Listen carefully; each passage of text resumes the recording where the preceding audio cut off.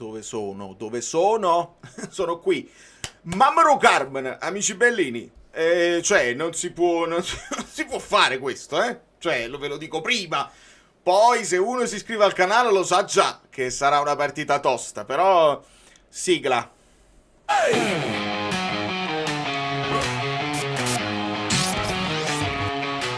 Amici bellini, la strada è sincera, si lotta col cuore, non solo stasera. L'amicizia si guida, la voce si sente, pazienza e supporto, la fiamma ardente. Le L'Oreale, mediano speciale, bellissimo eroe, dal coraggio reale. Senza di lui non sappiamo star bene, è il nostro pilastro. Allora, il nostro pilastro, Lele Reali, benissimo, mamma mia. Qua, Francesco Maria Casadei che si è iscritto al canale Fluidzot e si è visto la simulazione e sapeva già. Ho cambiato le... così non è più fastidioso, perché mi avevano scritto qualcuno. C'è della live in questo supporto, era troppo alto, non si sentiva in cuffia, ho cambiato delle cose, fatemi sapere che sia tutto in ordine. Non è in ordine il Napoli, rimettiamo il Napoli in ordine, rimettiamo un po' di calma, perché era una partita tranquillissima che è diventata un patè d'animo, e non può essere, perché c'è stato un momento di... sapete quando sopra scrivono Napoli, no? Nap Pisa, Nap era proprio il sonnellino che il Napoli si è preso quando gli abbiamo fatto fare poi il gol. Sonnellino, poi siamo stati superficiali, poi ci siamo addormentati. Meno male Lucca. Grazie Dario. Peccato per Lang. No, infatti arriverà sicuramente. Grazie Dario per l'audio che leggo qua. Gesù Fluizot. Peccato per Lang. Arriverà anche il tempo di Lang, anzi stava entrando, poi ha segnato Spina. L'idea probabilmente era o togliere Spina e mettere Lang, perché la partita come si stava sviluppando, come le loro marcature erano larghissime, e io mi sono sentito di una tranquillità, perché vabbè, ogni volta che li puntiamo possiamo creare dei presupposti. Politano se ne andava da tutte le parti, lo faceva Spina dall'altra parte. Per me il migliore in campo, Spina. Anche Politano, poi Politano si macchia del gol non fatto, il tiro ciccato. Vabbè, Spina col gol diventa assolutamente ancora di più. E qui mi dovete confermare che c'è del supporto da Nicola, ma non si sentono rumori strani. Abbiamo preso gol da Pereiro da Sousa. Di Lorenzo. Di Lorenzo purtroppo è un tema. Purtroppo è un tema. Premio Micio, sì. Sì, Antonio. Il premio Micio penso che vada a lui. E ringrazio Nicola perché sì, io, lo sapete, massimo equilibrio nei commenti, nelle valutazioni, e però quando Di Lorenzo è una cosa, contro Holland tu il centimetro, il millimetro, la scelta, tutto quello che vuoi tu, deve fare 50 metri quella palla, non puoi ribatterla come se volessi scavalcare l'avversario, no. Lì c'è un problema di stanchezza mentale, di stanchezza, di mancata lucidità. Ma io già nel primo tempo vi invito, ora voi, tutti quelli che siete qua, 500 che ne siete, lasciate i like per Polly, che se no si piglia collera. Domani vi invito... pazzo Maurizio. Domani vi invito a seguire la reaction in tantissimi, perché mi faccio afferrare per pazzo e ci tengo tantissimo. Vorrò l'hype sulla reaction. Avevi risposto basta la vittoria ed è arrivata. Ma quanta sofferenza al Maradona. Amico mio, sì, hai ragione, perché tu mi hai detto e mi hai chiesto, giustamente, e ti ringrazio sempre. A proposito, è San Maurizio o sbaglio? È San Maurizio o sbaglio? Perché mi si chiedeva, dice, ma dobbiamo anche giocare bene per dare una risposta al Milan, per scrollarci di dosso le fatiche di Manchester? Io, la prima risposta mia istintiva, già coi 3 punti, già ti vai a imporre con il primato della classifica, eccetera, eccetera. Però, ovviamente, la narrazione del calcio in Italia, lo sapete da dove parte, e noi oggi stiamo anche combattendo contro la trasmissione che va il lunedì E quindi ne diranno di ogni che il Napoli non ce la fa, che il Napoli rischia brutto, ed è giusto che lo dicano perché è vero. La risposta potrebbe anche essere un pochino difficile. I 3 punti sono fondamentali. Il Napoli ha dimostrato di avere anche un po' di profondità di rosa importante, però l'amnesia... Io se stabiliamo che è superficialità, io sono tranquillo che la superficialità non può avvenire contro il Milan. Se è stanchezza delle fatiche di Champions, dobbiamo cominciare ad abituarci ai nuovi ritmi. Contemporaneamente ricordiamoci che adesso abbiamo la settimana la settimana lunga, e quindi c'è tutto il tempo per recuperare, eccetera eccetera. Tengo solo paura e buongiorno che non ho capito che si è fatto. Quindi andiamo 200 like per Polly, ma sono pochi, sono pochini. Possiamo salire, ovviamente questa è una live diesel, mi rendo conto che è lunedì notte. Grazie a tutti quelli che sono qua, perché dobbiamo sfogare insieme, esultare, valutare, divertirci. Mamma mia, sarà una stagione pazzesca. Serve un terzino destro per far riposare Di Lorenzo, ma Zocchi tra l'altro era anche infortunato, caro Luigi, quindi non si poteva, e l'idea è Spina, ma se Spina ti serve di là. Quello che mi auspico è una crescita importante di Gutierrez, così c'hai uno che è più offensivo come Spina quando vuoi essere offensivo là, e Spina può dare una mano al posto di Di Lorenzo. Secondo me è fondamentale, perché Olivera non spinge così, e quindi capisco che non si metta Olivera lì perché è come uno in meno. Spina è stato fondamentale. Olivera quel gol non lo fa, si può dire? Penso che si può dire. Riflessioni di Valeria, mamma mia ragazzi, come siete generosi stasera, grazie mille. È come se voi sentiste quello che deve succedere. Grazie. KDB corre più di tutti, vero? 10 km e 1 quando ce l'hanno fatto vedere al 90esimo, più di McTominay. Scott è sacrificato, è vero, sta facendo tutto un lavoro sporco che ovviamente lo rende poi meno lucido sotto porta, è verissimo. Dio ringrazi comunque, cioè io ringrazio Dio e McTominay per il lavoro, perché comunque è fondamentale. Nel finale anche lui non mi è piaciuto. Gilmour non è lobo, è verissimo, perché ha giocato anche bene, a me non dispiace, poi ha fatto un bel gol che magari Lobotka non pensa di fare.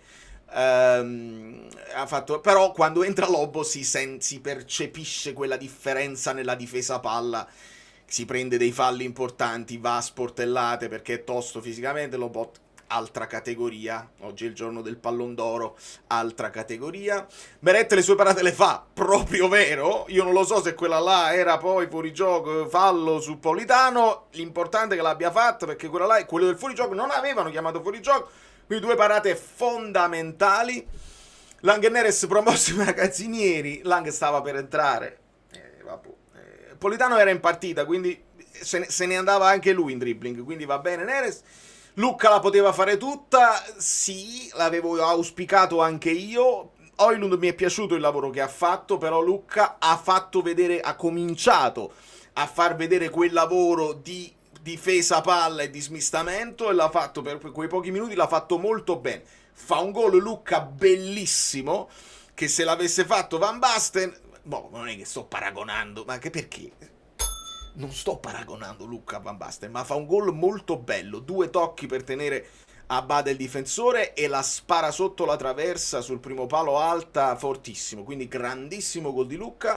Togliete il fiasco a Di Lorenzo e non devo aggiungere nulla a tutto questo.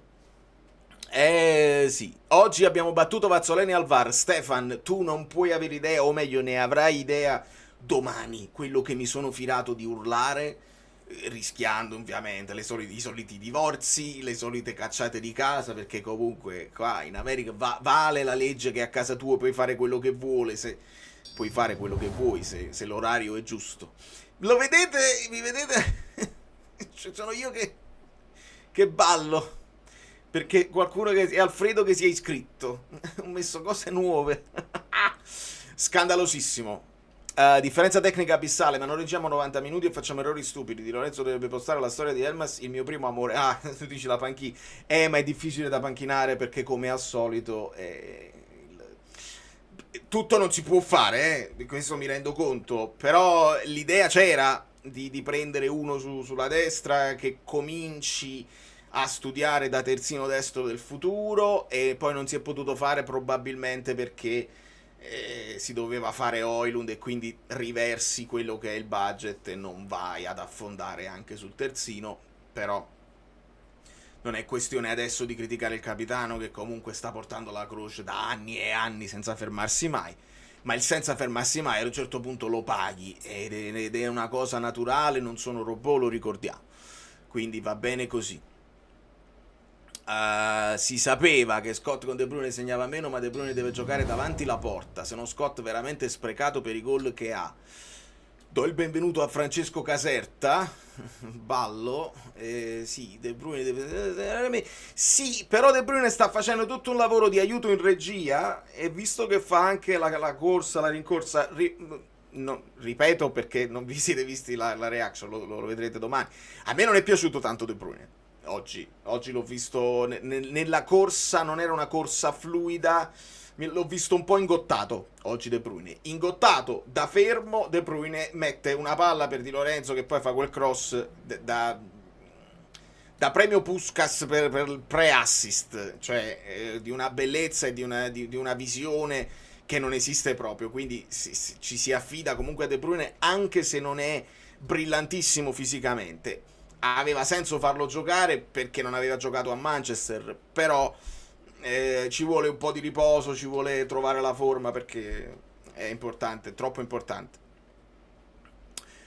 Allora, ti stimo, ma De Bruyne grande partita, ero ovunque. No, ti sto dicendo, sta facendo... però mi dovete ascoltare bene.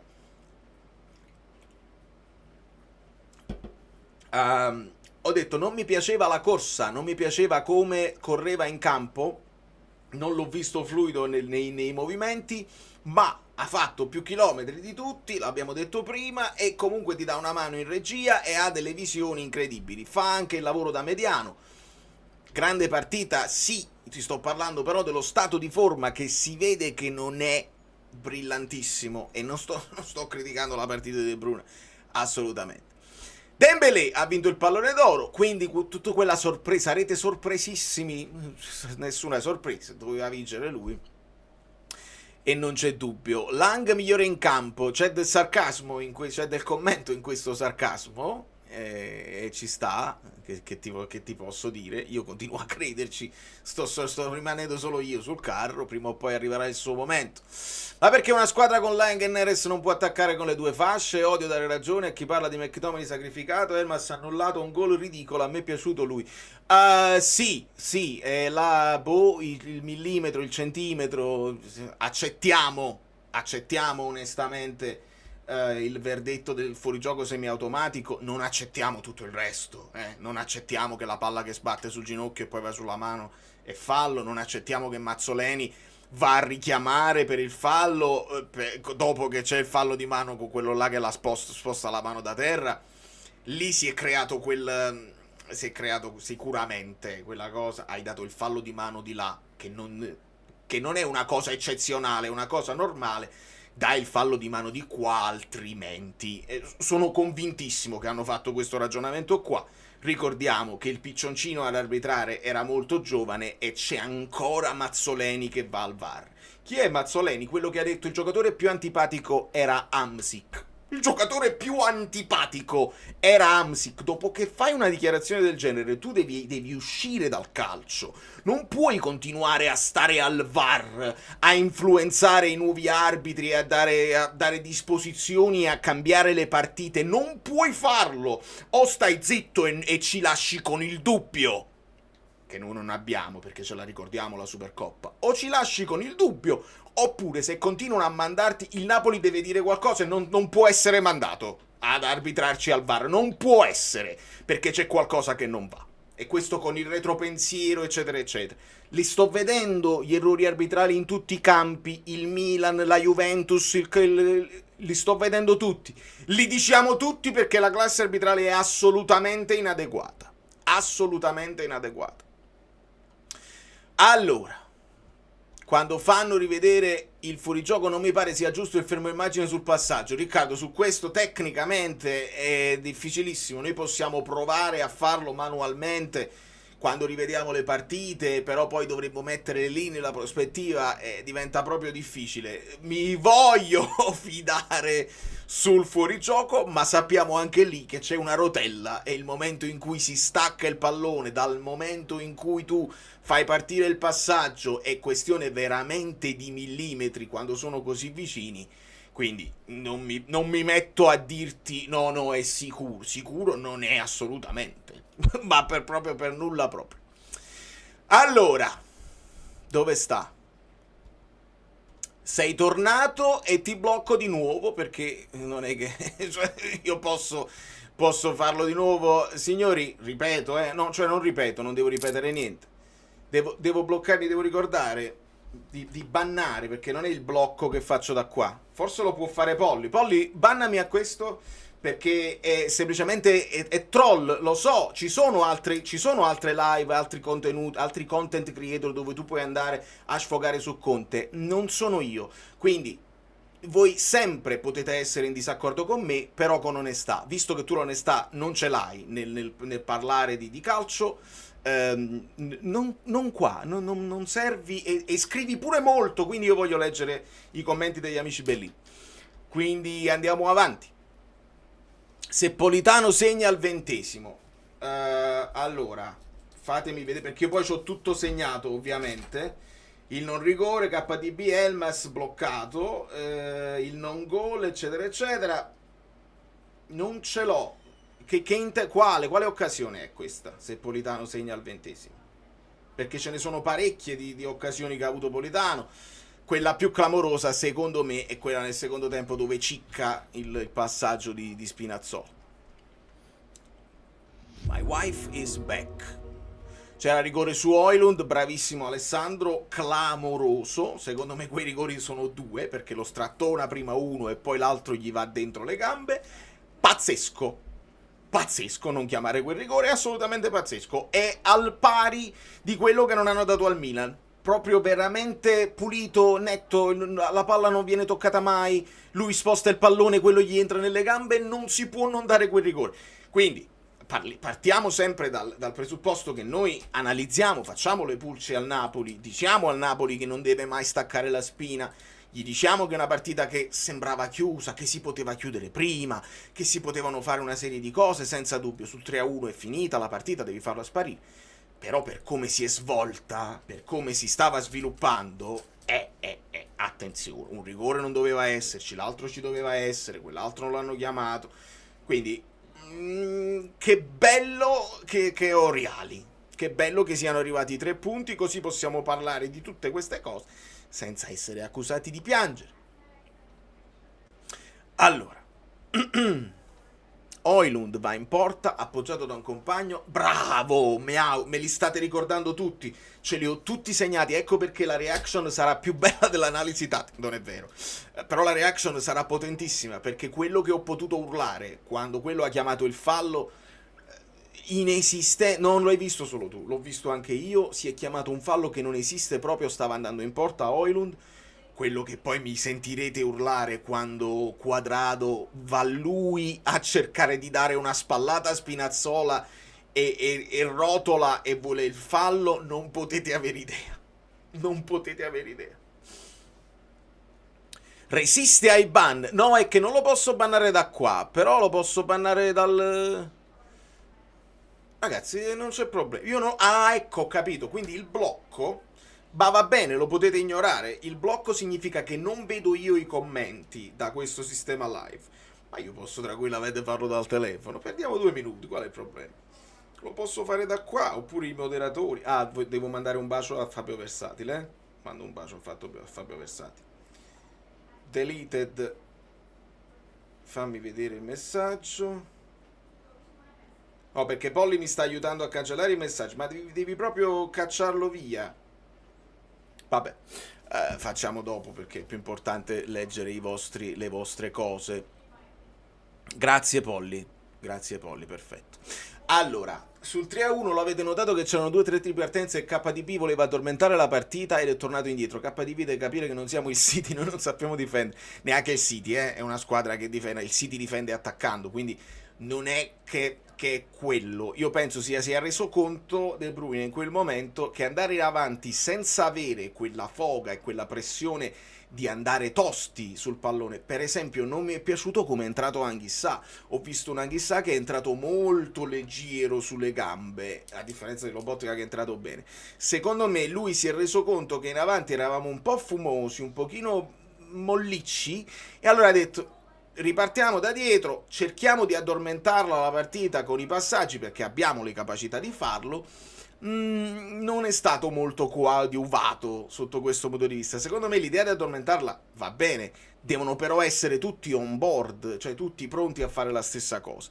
Il Napoli spesso ha dimostrato che riesce ad essere tranquillo quando attacca forte, quando attacca sempre, quando tiene il pallone lontano dalla propria area perché sta attaccando.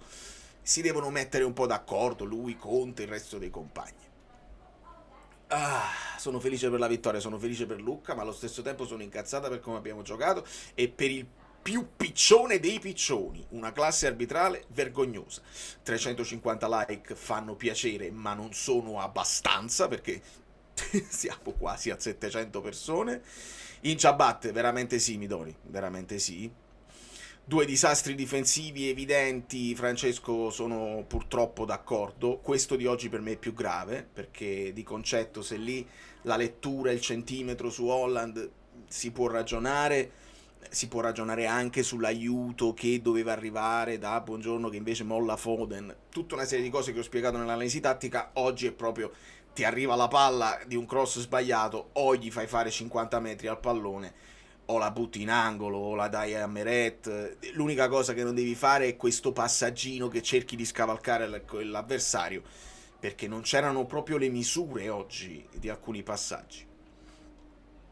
Migliore in campo per me Spina. Dela si deve lamentare con gli arbitri inadeguati, soprattutto perché abbiamo vinto. Giù, sono d'accordissimo, è proprio oggi che va fatto, cara sorella Ape.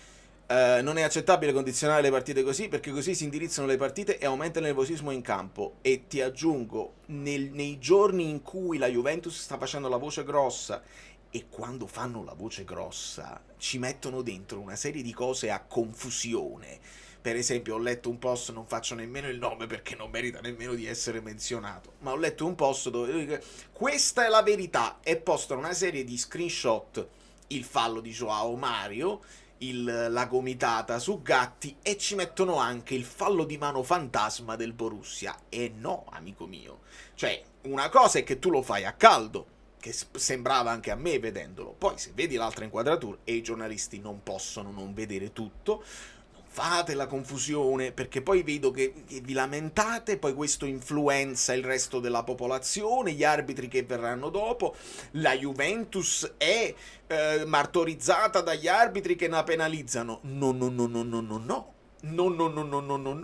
Ci sta che quella gomitata diventa rosso da parte di Orban, ma ci sta anche che Gatti gli devi chiamare un fallo perché fa le stesse cose in tutte le partite. Quindi ci mettiamo dentro falli di mano inesistenti, ci lamentiamo di tutto, quando una cosa, ti puoi lamentare di una cosa con grande onestà e te la riconosco anche io. Quindi dobbiamo parlare anche noi. Non credo che noi riusciamo a spostare le masse come fanno loro, però fessi no. Fessi non dobbiamo essere. Piccione voto 3. Lobi, penso Lobo, grande ottica, che regista. Lobotka è entrato benissimo. Lobotka è stato mondiale. Nel 4-1-4-1 non puoi togliere sia Lobo che Zambo. Sono d'accordo. Scott finisce per fare il lavoro di Zambo, vero? Gilmour non ha la difesa del posizionamento di Lobo. Primo tempo lenti, mosci e prevedibili, ma il campo... il campo, che cosa intendi? Il campo innaffiato, bagnatissimo? Fammi sapere, Vale. Per il resto sono d'accordo. Il fatto di far fare a McTominay il lavoro di Zambo secondo me è anche in prospettiva. Perché io... quando compri Elmas lo dico che Elmas viene preso anche perché può fare quel lavoro sporco a centrocampo, però mi è sembrato per compiti, poi dipende anche dagli avversari, dove hanno quei giocatori che devi andare a marcare, però per compiti mi è sembrato che McTominay un po' più sacrificato e Elmas magari un po' più libero di andare. Si crea un po' di squilibrio perché poi McTominay è quello che dovrebbe essere esterno sinistro, che si accentra. La sappiamo la storia della, stavo dicendo, disambiguità, quando invece intendo asimmetria. Ce la faremo oggi senza strokes.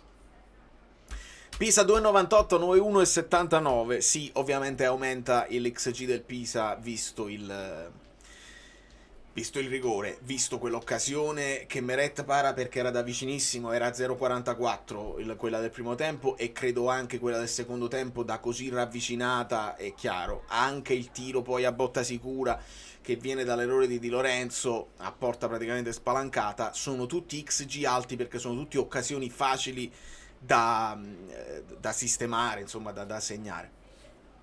Quindi sotto questo punto di vista è naturale e dobbiamo fare noi molto meglio. Non c'era rigore per fallo, ma non c'era rigore per fallo di KDB. La Vettaro la tocca con la mano, come la mano d'appoggio a terra, si può sapere.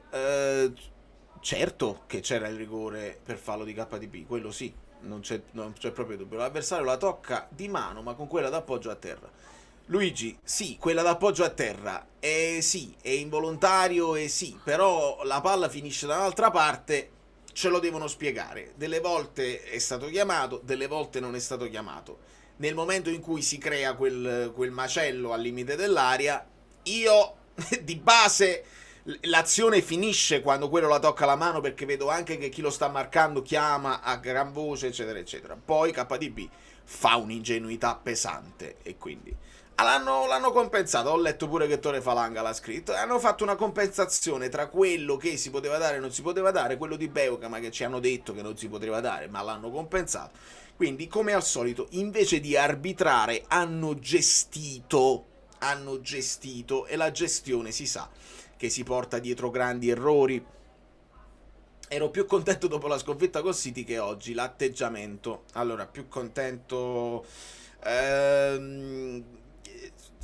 sì, cioè sono d'accordo con te, perché vedere lo spirito di sacrificio, vedere come si sono adattati alla partita, una partita difficile contro quell'avversario, rispetto a un atteggiamento superficiale, perché se parli di quella superficialità che ho avvertito anche io, soprattutto nel secondo tempo, nel primo tempo l'impressione è si sono resi conto che il Pisa è poca roba e con calma, invece di essere feroci come spesso è il Napoli all'inizio, io mi sono scritto slow start, cioè un inizio più lento del solito, del previsto.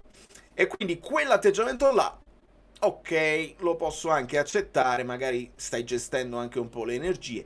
Nel secondo tempo invece ho visto un po' di sopra, sai, superficialità, nel senso un po' di saccenza, un po' di... c'è un termine ma non mi viene. Con Cagliari e Pisa abbiamo rischiato troppo, siamo onesti, siamo onestissimi, certamente sì. Buongiorno, mi preoccupa tanto, sono un po' depresso stasera, non è possibile che un giocatore giochi due e si fermi di nuovo, mi ricorda tanto Dybala. È un tema serissimo, Christian, quello che mi parli di Buongiorno, perché quando io poi non voglio fare quello che dico, ve l'avevo detto, no, non ve l'avevo detto, ma sono delle intuizioni che io, se sono chiamato a fare un video pre-partita, devo fare, mi viene di fare.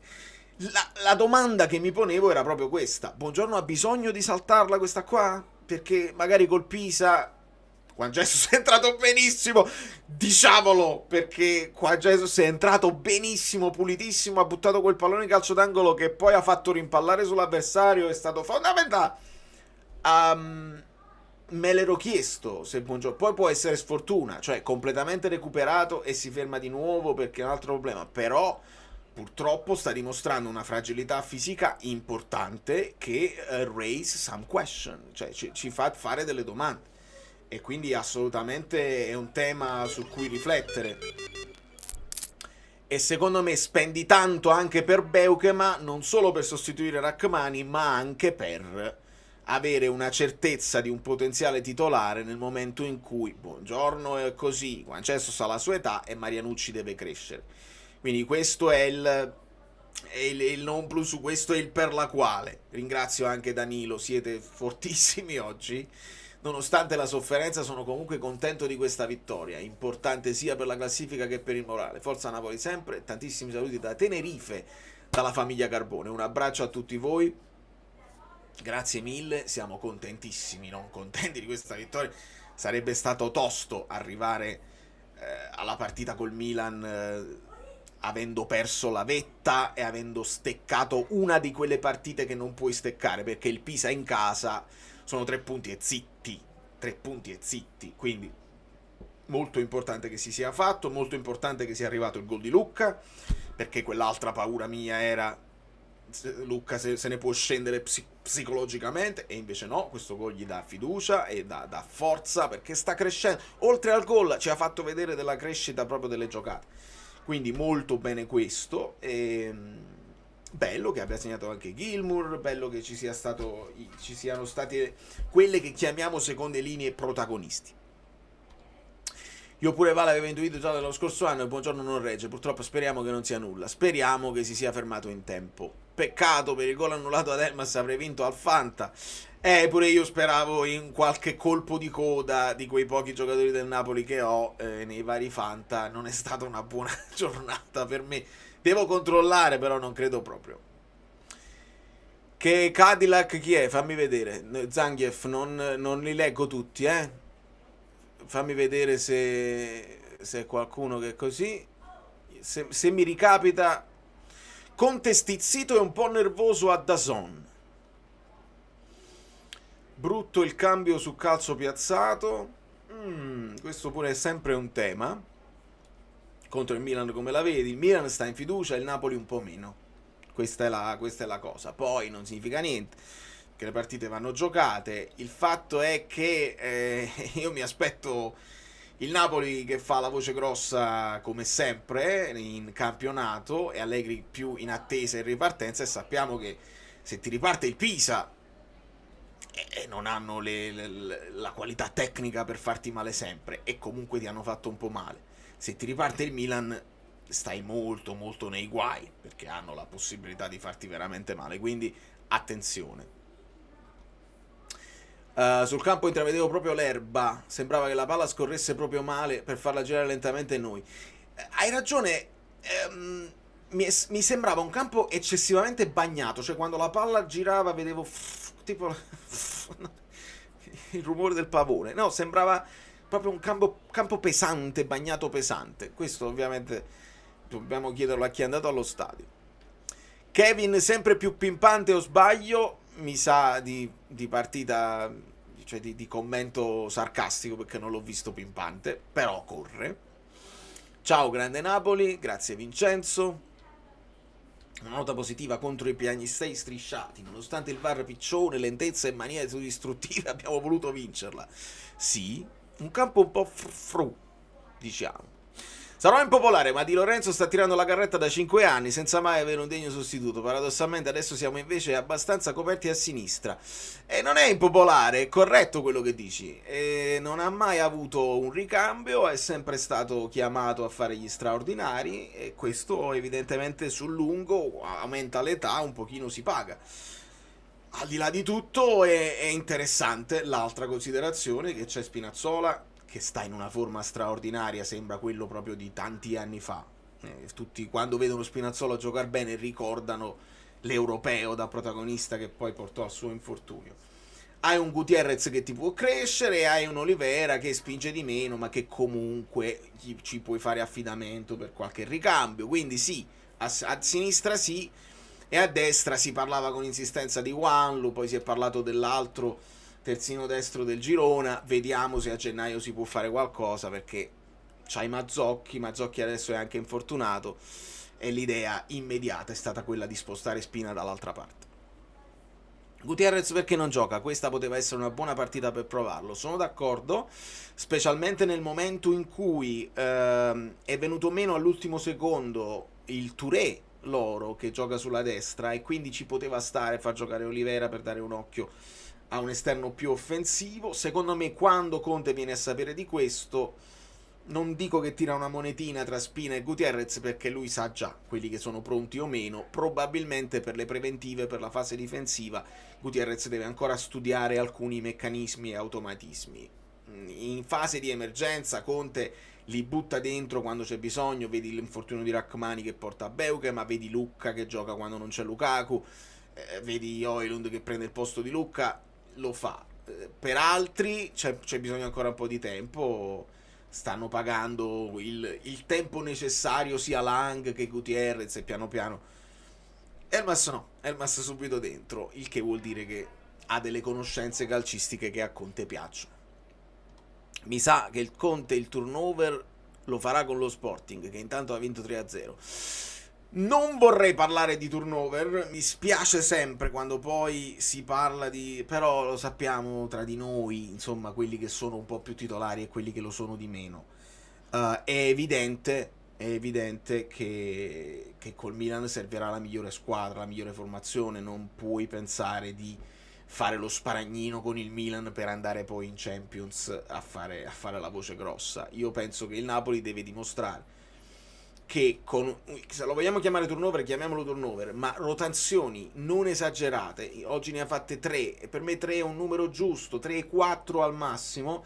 Però già hai visto che se togli Lobotka e Zambo contemporaneamente perdi un pochino certe distanze, quindi uno per reparto secondo me è una situazione ideale per farli riposare e per non perdere l'identità di squadra.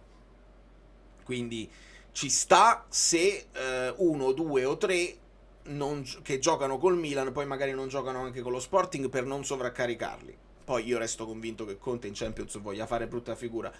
Non voglia fare brutta figura perché c'ha la sua reputazione per lo mezzo, si vuol far bene e non credo che se la viva come ha vissuto la Coppa Italia l'anno scorso, che era insopportabile. Chiedete scusa a Lucca, dice Pino. Io ho urlato chiedete scusa a Juan Jesus in reaction. So ancora i postumi di chi lo accusava. Ma anche Lucca si leva una bella soddisfazione. Preferivo quando era il Napoli l'outsider e doveva dimostrare. Adesso le partite sono tutte uguali e noiose. Ma più che noiose, sì, ti aspettano, è normale, specialmente le squadre piccole, così. Eri annoiato anche quando c'era il Napoli di Sarri, per chiederti, anche quando col Napoli del secondo Spalletti, anche lì eri quello dominante e ti venivano ad aspettare. Ti annoiavi pure allora? Io una cosa che dirò domani in reaction è, nel primo tempo ho detto si sta più comodi nella metà campo avversaria, perché hai tu il pallone, puoi dare tu il ritmo, una questione di ritmo che magari non ti è piaciuta la partita.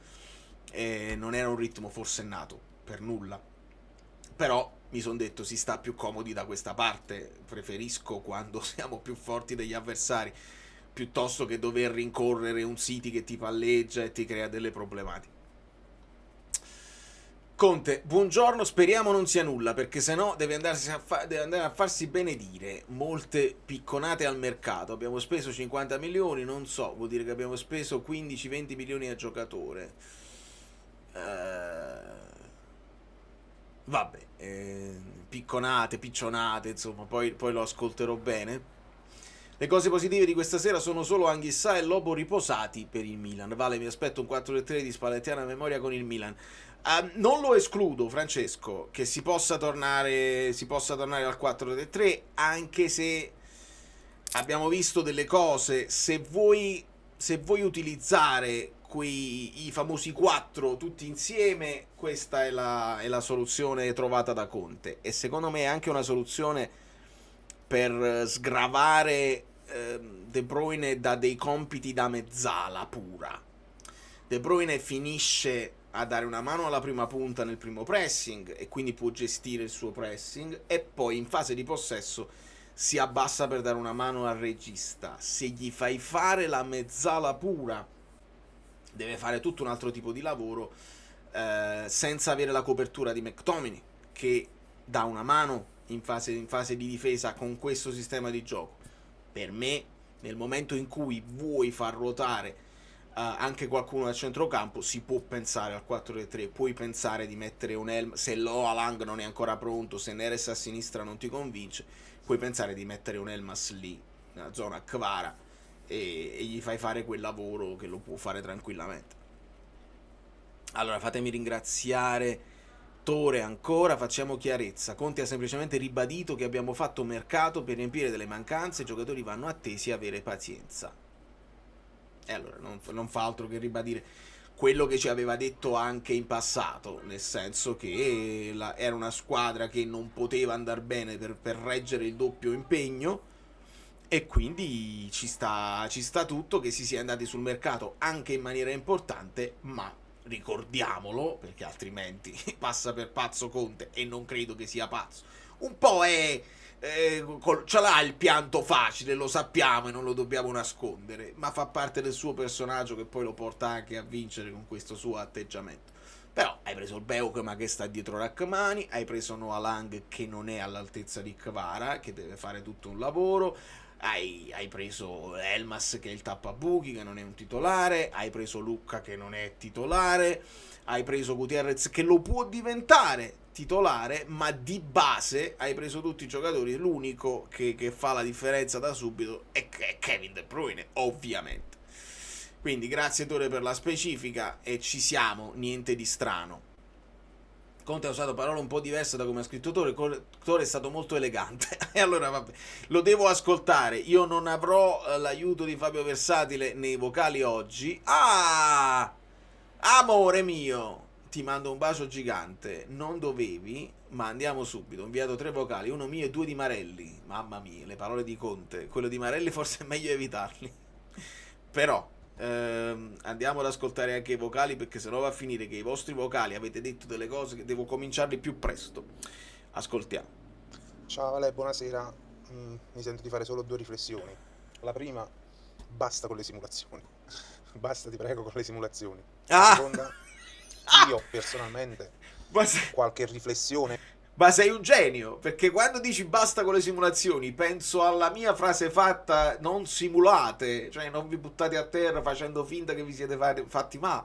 Ma tu intendi la simulazione sul Fluidshot, dove tutto va come alla fine è andata. A 360 gradi su buongiorno la comincio a fare, perché va bene il discorso tecnico, cioè del campo, ma c'è anche tutto il resto.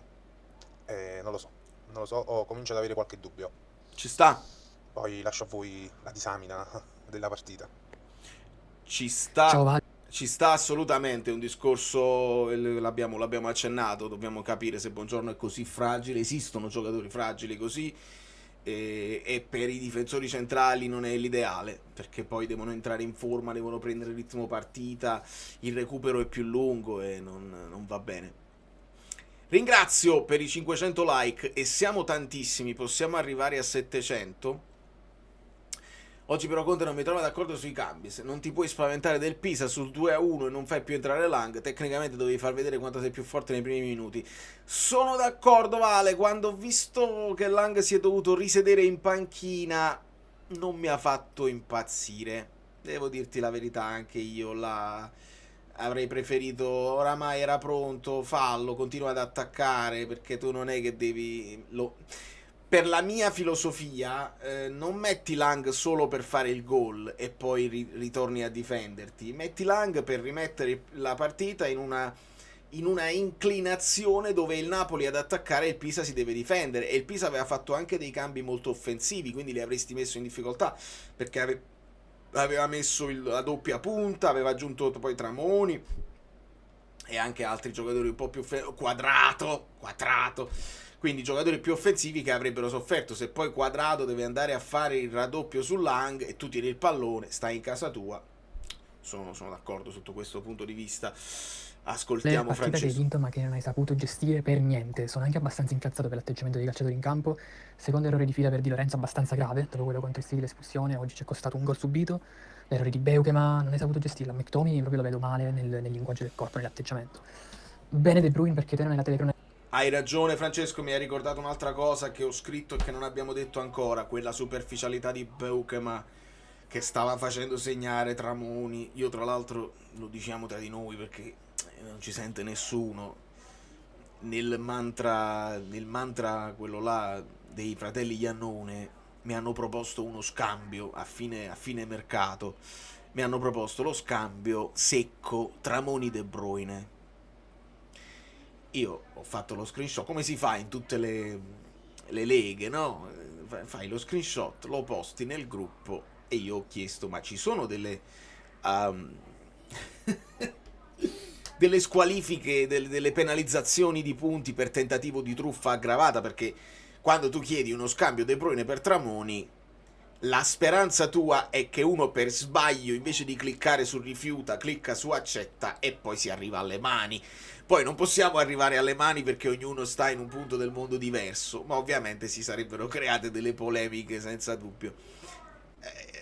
Il mio scherzo era: dov'è la penalizzazione di punti per questi tentativi di frutta aggravata? E mi è stato risposto: poi vedremo a fine campionato i numeri di Tramoni e i numeri di De Bruyne a confronto.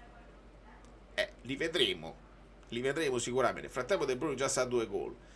Tramoni stavamo rischiando di farlo segnare noi con un regalo.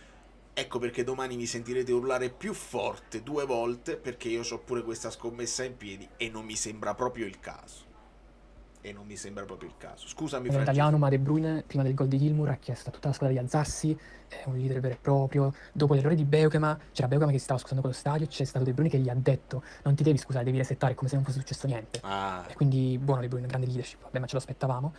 Aggiungo, c'è stata non lo so se l'avete vista, c'è stata una mini cazziata di De Bruyne per Lucca subito, proprio appena Lucca è entrato, che De Bruyne fa un contrasto, porta il pallone avanti e si aspettava l'accorcio di Lucca, che era la palla vagante, la seconda palla, Lucca poteva arrivarci, è una cosa che Højlund ha fatto per tutta la partita, mentre Lucca appena entrato ancora non aveva quella reattività sulle seconde palle. E ho visto De Bruyne come a dire: oh, Jam, vienimi incontro perché dobbiamo giocare vicini. E quindi così, poi per fortuna Lucca ha fatto quello che doveva fare. Andiamo a finire. Sono incazzatissimo con lo staff di Conte e con Antonio Conte perché ha giocato Buongiorno oggi ed è incredibile come dopo l'anno scorso lo staff e Antonio Conte stesso non abbia capito che Buongiorno va gestito. Infatti oggi si è infortunato e poi arbitraggio indecente nel primo tempo sia per noi che per il Pisa. Sono d'accordissimo, Francesco. Andiamo a Leandro, fammi leggere questo qua. Le sostituzioni finalmente in tempo, giusto, al 53. Stanchezza di Politano e McTominay fa capire la differenza tra il giocatore e la Champions e non giocare la Champions e non giocarla. Fieno in cascina per noi e per Lucca. Mini fuga, non parlare di mini fuga, non c'è proprio niente, però ovviamente siamo a punteggio pieno rispetto alle altre, questo te lo accetto. A proposito, Alessandro, devo ringraziare, l'ho letto quel messaggio, me l'ero perso ma l'avevo letto. Qualcuno ha detto 99 punti. Alessandro, grazie sempre, ad ogni vittoria non manchi mai. Prendo Angioletto che avevo intravisto in chat. Dove sta? Ah, vedi, mi sto perdendo delle cose. Ad ogni partita sofferta tornano le vedovelle del bel gioco. L'anno scorso non vi ha insegnato niente. Ah, quel Sarri vi ha bruciato il cervello. Tra l'altro non c'entra proprio niente il bel gioco con la sofferenza e con...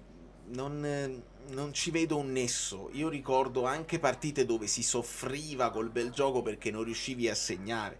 Le partite bloccate dove tu facevi poi quel giro palla e non riuscivi ad affondare mai e andavi a sbattere perché non c'erano altre soluzioni.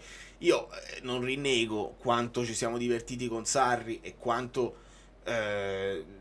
eravamo dominanti, bel calcio, bei giocatori, dominio, anche goleade. Però c'erano anche partite dove tu facevi faccia e muro e non c'era niente da fare. E un po' di elasticità che invece vedo in Conte, io la preferisco anche. Poi non sarà sempre piacevole, ma diamole le responsabilità ai calciatori, Diamole le responsabilità ai calciatori, non riduciamo tutto a una scelta di modulo e a sistema di gioco, perché si rischia di banalizzarla e non sono d'accordo. Avevo visto Angioletto ma me lo sono perso e perdonerete se Angioletto è il mio mister. Recupero Leandro. Ciao Vale, allora contentissimo per Lucca.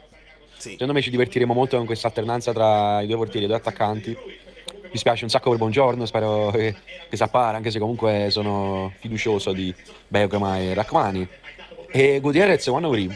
Cioè quando entrerà Gutierrez? Allora, facciamo una previsione. Col Milan direi di no. Vediamo le prossime partite. Con lo Sporting non lo so se è ancora il caso, perché comunque è Champions, eccetera, eccetera. Ho aperto l'app sbagliata. Qual è la partita dopo il Milan? Che potrebbe essere magari quella per la quale... Fatemi vedere, ve lo dico subito, ve lo dico. Sporting e poi col Genoa in casa, magari. I 10 minuti finali sono stati più o meno come a Firenze, un po' di paura. È vero. Anche nel finale di Firenze abbiamo ceduto un po' al braccino. Stavolta abbiamo provato a gestirla sul 3-1, ma forse non siamo pronti ancora. C'è tempo per correggere, intanto 12 punti. Esatto. E sui 12 punti poi si ragiona meglio, si ragiona con più calma. Però basta sentirmi, basta leggere i commenti tutti in giro. Se dobbiamo dire una cosa, i 3 punti non ci fermano. Ed è normale e mi piace anche che sia così, onestamente. Però sì, il problema è che oggi ho visto più un problema di atteggiamento superficiale rispetto alla Fiorentina, che magari è salita lei in cattedra con un po' più anche di tecnica, così. Il Pisa era veramente poca roba. Questo mi dispiace tanto, veramente abbiamo dato la possibilità di rialzarsi a uno che era già sepolto, e veramente poca roba, e lì mi dispiace perché ero tranquillo, veramente potevo essere un po' annoiato dalle occasioni non risolte, non affondate, però ero di una tranquillità per tutta la partita. Guardatevi la marcatura di Politano come è larga, guardatevi ogni volta che ci concedevano il passaggio, la rete di passaggi. Non ho mai visto un Pisa andarci addosso, asfissiarci con un pressing potente. No, stavano là in attesa e non avevano nemmeno chiuso le maglie della difesa in maniera così determinante. Quindi ho detto, questa è una partita facile, tranquilli, e invece l'abbiamo resa difficile nel finale, secondo me per un po' di sufficienza. Ecco qual era la parola che cercavo, sufficienza. Di questa partita si salva... Valenti, 1 minuto e mezzo. Pazienza. Di questa partita si salva solo ed esclusivamente il risultato, per quanto mi riguarda. Abbiamo provato nel primo tempo a fare, diciamo, quello che facciamo di solito da un punto di vista tattico, però non è riuscito bene come al solito, perché secondo me se tu continui a voler giocare con questo 4-1, 4-1, non puoi togliere contemporaneamente Lobotka e Anghissà, perché purtroppo per le caratteristiche che hanno sono fondamentali per questo modulo. Quindi avrei preferito a quel punto giocarcela con un 4-3-3 più classico, dove magari vai sugli esterni, perché comunque insomma ragazzi, questo Pisa non è che chissà quanta roba fosse. E detto ciò, arbitraggio scandaloso, perché c'è stato una compensazione, ma da entrambe le parti, perché secondo me c'è un rigore per il Pisa prima del nostro gol, e sul rigore che, diciamo, non gli hanno concesso, forse da regolamento si poteva dare, non lo so, però veramente scandaloso, perché il rigore secondo me da dare al Pisa era prima del nostro 1-0, e il rigore che gli hanno poi dato da regolamento non esiste, perché se la palla sbatte prima su una parte del corpo e poi sul braccio, in teoria da regolamento non è mai rigore. E niente, a queste partite è sempre bene vincere, perché poi insomma lavori meglio con i 3 punti in tasca, però non ti può andare sempre bene così, e ci serve un terzino destro, direi. Sono d'accordo. Ciao Valerio, buonasera. Molte cose ce le siamo già dette nei commenti. Adesso ascoltiamo Fabio. Sempre un piacere seguirti, voglio ringraziare Carlo. Grazie Camomilla per la chat. Ragazzi, state forte in chat, siete stati richiamati ufficialmente da Polli. Non vi fate...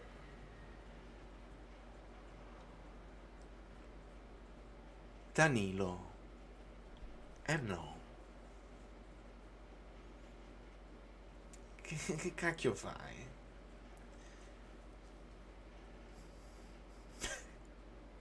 Penso che sia un record pericoloso. Wow, grazie. A proposito di Lucca, è stato davvero emozionante dopo il suo gol vederlo correre verso Conte con le lacrime agli occhi e vedere Conte saltargli addosso insieme a tutto il team. Se ce ne fosse bisogno, ancora una volta grande dimostrazione di gruppo vero. Sì, e quando poi si vuole cercare, se vogliamo parlare delle cose del mister, le tattiche, le scelte, sì, però nel computo del giudizio di un allenatore ci devi mettere anche quello che lui comunica al gruppo, quello che lui riesce a cementare, se riesce a tenere tutti sul pezzo anche quando non giocano, anche quando sembrano scivolare nelle gerarchie. Io penso che quando tu ti insidi in una squadra e dopo l'annata terribilis riesci a riprendere, perché la credibilità, io lo ripeto sempre, è la cosa più importante, e Conte è l'allenatore più credibile del pianeta Terra, probabilmente il più credibile in Italia, perché quando ti fidi, se lui ti dice una cosa, ti dice di fare un altro giro di campo, ti fidi e lo fai, perché ti porta ai risultati, e quindi anche questo va messo nel computo del lavoro di un allenatore. Quando poi la vuoi fare facile e dice oh, il dinosauro, tutto quello che vuoi. Guardati però non guardare le analisi mie, guardati le analisi di Stefano Ferré, di altri content creator che vanno nello specifico dei movimenti senza palla. La sconfitta col Manchester è una partita che tu devi andare a vedere e a rivedere per le cose che hai studiato, il sapersi adattare, il cercare di creare dei presupposti. Grazie mille Danilo, è troppo. Fabio. Amici bellini, ho fatto uno sforzo per essere qua, però diciamo che ho visto la partita in silenzio, perché sembrava il Napoli dell'anno scorso e anche di 2 anni fa. Non ho capito perché Lang pronto a entrare non l'ha messo, non ho capito perché non ha messo Neres, con i giocatori che hanno giocato in Champions, non li fa giocare col piso, vedi? C'è qualcosa che non va, soldi sprecati a sto punto, perché poi c'è Elmas e Gilmour che non possono giocare 90 minuti col Pisa, mi sembra esagerato. Cioè non mettere Anghissà e Lobotka, o magari mettili più avanti, stai magari 1-0, 1-1, devi chiudere la partita 1-1, fai i cambi e metti gli esterni, così il Pisa si allarga, perché questi giocano solo a difendersi, quindi la squadra va allargata. Questo 4-1 è da rivedere. Vi mando un abbraccio a tutti perché è un periodo particolare per me. Ciao ragazzi. Un bacissimo Fabio, ti rispondo anche, mi piace l'idea di allargare, quello che sono con te, dici, non tutte e due insieme, cioè Gilmour, Elmas, magari, ecco, lasci Elmas in campo, forse lo dico da bias, c'ho il bias su Elmas, lasci Elmas in campo e metti Lobotka, col senno di poi è una cosa che non mi potete contestare, perché Lobotka è entrato benissimo, anche sa meno. Quindi Elmas comunque stava trotterellando, il gol suo l'aveva fatto, lasciamo perdere. Poi non precisissimo su tutti gli appoggi, lo dico, non sono pazzo.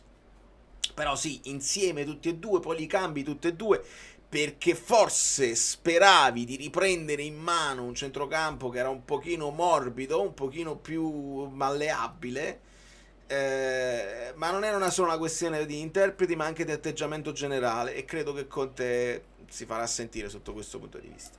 In realtà Luca ha detto in intervista che era andato ad esultare dalla madre e dalla fidanzata e si è ritrovato in mister addosso. Niente di meno, che stavi in banchina la madre della fidanzata. Ma come? O forse stava andando verso, diciamo, le tribune per indicarle, eccetera eccetera. Vabbè, il mister addosso te lo devi accollare. Pino.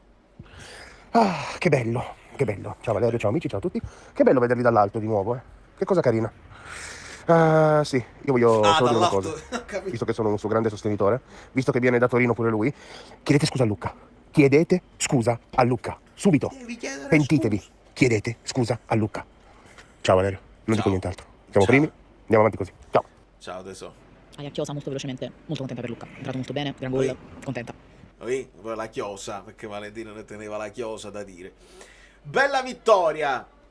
Calma, stiamo solo a settembre, l'anno calcistico è lui, perché poi vedi, a qualcuno piace pure caldo, nel senso vincere 4-0, no, a me piace vincere 4-0, mi piace anche se poi alla fine va tutto bene vincere un campionato come quello che abbiamo passato. Sono anche queste esperienze, quando poi parliamo del percorso, parliamo del crescere, parliamo di fare nuove esperienze. Questo significa, dice, sappiamo come vincere con Maradona, così, tempi andati. Abbiamo saputo vincere dominando in lungo e in largo con grande foga, forza e bellezza con Spalletti. Benissimo. Vincere punto a punto era un'emozione nuova. Noi avevamo quella paura là che vincere punto a punto non ce lo fanno vincere, non è possibile vincere, qualcosa succede. E qualcosa pure stava succedendo. Ce l'abbiamo fatta. Adesso c'è la voglia di essere ancora un po' superiori all'anno scorso, quindi un pochino, tra virgolette, meno sofferenza, però stai facendo anche il calcolo, stai facendo anche il conto con il doppio impegno che non avevi l'anno scorso, e quindi quelle che dovevano essere delle soluzioni per stare sempre freschi e magari gestire meglio l'andamento della partita, si scontra anche con le esigenze di mettere i giocatori rispetto a quelli infortunati e rispetto a quelli che non hai per la Champions. Tutti questi ragionamenti per esempio, io vi dico subito, Spinazzola col Milan non può giocare. Cioè, mi viene in mente adesso che te lo devi conservare per lo Sporting perché non hai Di Lorenzo. Quindi Spinazzola lo tolgo dalla formazione e toccherà a Olivera o Gutierrez se è subito pronto. Quindi, riprendendo l'altra domanda su Gutierrez, Spina non può giocare, deve giocare al posto di Lorenzo. Quindi non c'è nemmeno Mazzocchi, quindi... Ho visto un Lang nervoso che ha lanciato la pettorina quanto che... è normale. Lang si dirò ai miei amici a Chiaia di farlo stare tranquillo e... questo altro paio di mani. Domani il Napoli annuncerà il rinnovo di Politano. Bene, vabbè, cioè, grazie Nicola per la news. Queste sono quelle cose che uno non ne sente, tra virgolette, non ne sente il bisogno. Poi io sono uno che apprezza il lavoro di Politano e oggi ha giocato anche molto bene, al di là del gol che non è riuscito a fare, si è mangiato, si può dire. Lang è legittimo che si incazza, che ti stanno chiedendo ma come è migliorata la pelle di... No, veramente. Ah dai, non c'è limite al peggio. Ciao Ale, la live poi la recupero. Io alla cosa che vincere aiuta a vincere non ci ho mai creduto fino in fondo, secondo me sta partita un po' di sicurezza ce la toglie. E speriamo che invece Oriali farà saltare denti, gengive, perché veramente 90 minuti deludenti, quasi quanto il portiere del Pisa che è scarso solamente un po' meno di un piccione scarsissimo. Piccione veramente scarsissimo. Sono curioso di vedere... come Oriali dietro le quinte, quando uscirà il film, poi io chissà quando potrò vederlo. Ovviamente gli amici Bellini mi daranno una mano, in qualche modo si risolverà, e sono proprio curioso di vedere se Oriali è uno tosto poi nello spogliatoio o se gestisce quelle che sono, secondo me fa good cop bad cop con Conte, cioè se Conte urla lui calma, se Conte sta calmo lui ti tiene sul pezzo. Secondo me è una figura che sappiamo importantissimo. Conte 24 anni che rinnova, vabbè, ma tu te lo puoi anche tenere come Juan Jesus, nel senso un giocatore che ci puoi fare affidamento nel momento in cui ti viene meno un titolare, ma devi, anche per un fatto di età. Lo scherzo è quello là che se quando vado a giocare sui football io lo devo sostituire subito perché ha poca stamina Politano, cioè subito si esaurisce la sua forza e ovviamente diventa più si vede che Politano dopo che dà tutto nel primo tempo e i primi minuti del secondo poi va rilevato da un altro e devono alternarsi, perché altrimenti poi li porti all'esasperazione, sono meno lucidi sotto porta, non riescono più a coprire, a fare pure quel lavoro di copertura. Allora, Francesco NS, volevo superare Daniele con 2,99, ma grazie amico mio, no, non fate i folli, e ve lo dico così, cioè, se avete intenzione di fare queste cose contattatemi in privato, non facciamo ricchi YouTube inutilmente, se vogliamo dire, ma non così. Vale, usa VPN, non c'è niente che mi dà più fastidio di... ma perché non usi una VPN? Ma perché ha già usato una VPN? Ma perché il Napoli non posta le cose a livello internazionale? Idem quando mi mandano i messaggi, io ho una risposta automatica, quando mi arrivano i messaggi privati, a parte che poi esce al cinema e quindi vediamo quando uscirà solo per l'Italia, Netflix, vabbè. Ma al di là della cosa, molto spesso mi mandano per gli spunti in privato le cose di Sky, le cose di DAZN, eccetera eccetera, e a me mi esce scritto post non disponibile perché in America non me lo posso vedere, perché sono tutte cose geolocalizzate. Allora o mi devono fare lo screenshot della foto o mi devono fare la registrazione del mini video, eccetera eccetera, oppure poi alla fine io risolvo sempre, perché nel gruppo Telegram arriva tutto prima. Voi mi mandate le cose per gli spunti, molto spesso se non vi rispondo è perché già l'ho saputo, però voi continuate a mandare. Grazie a tutti.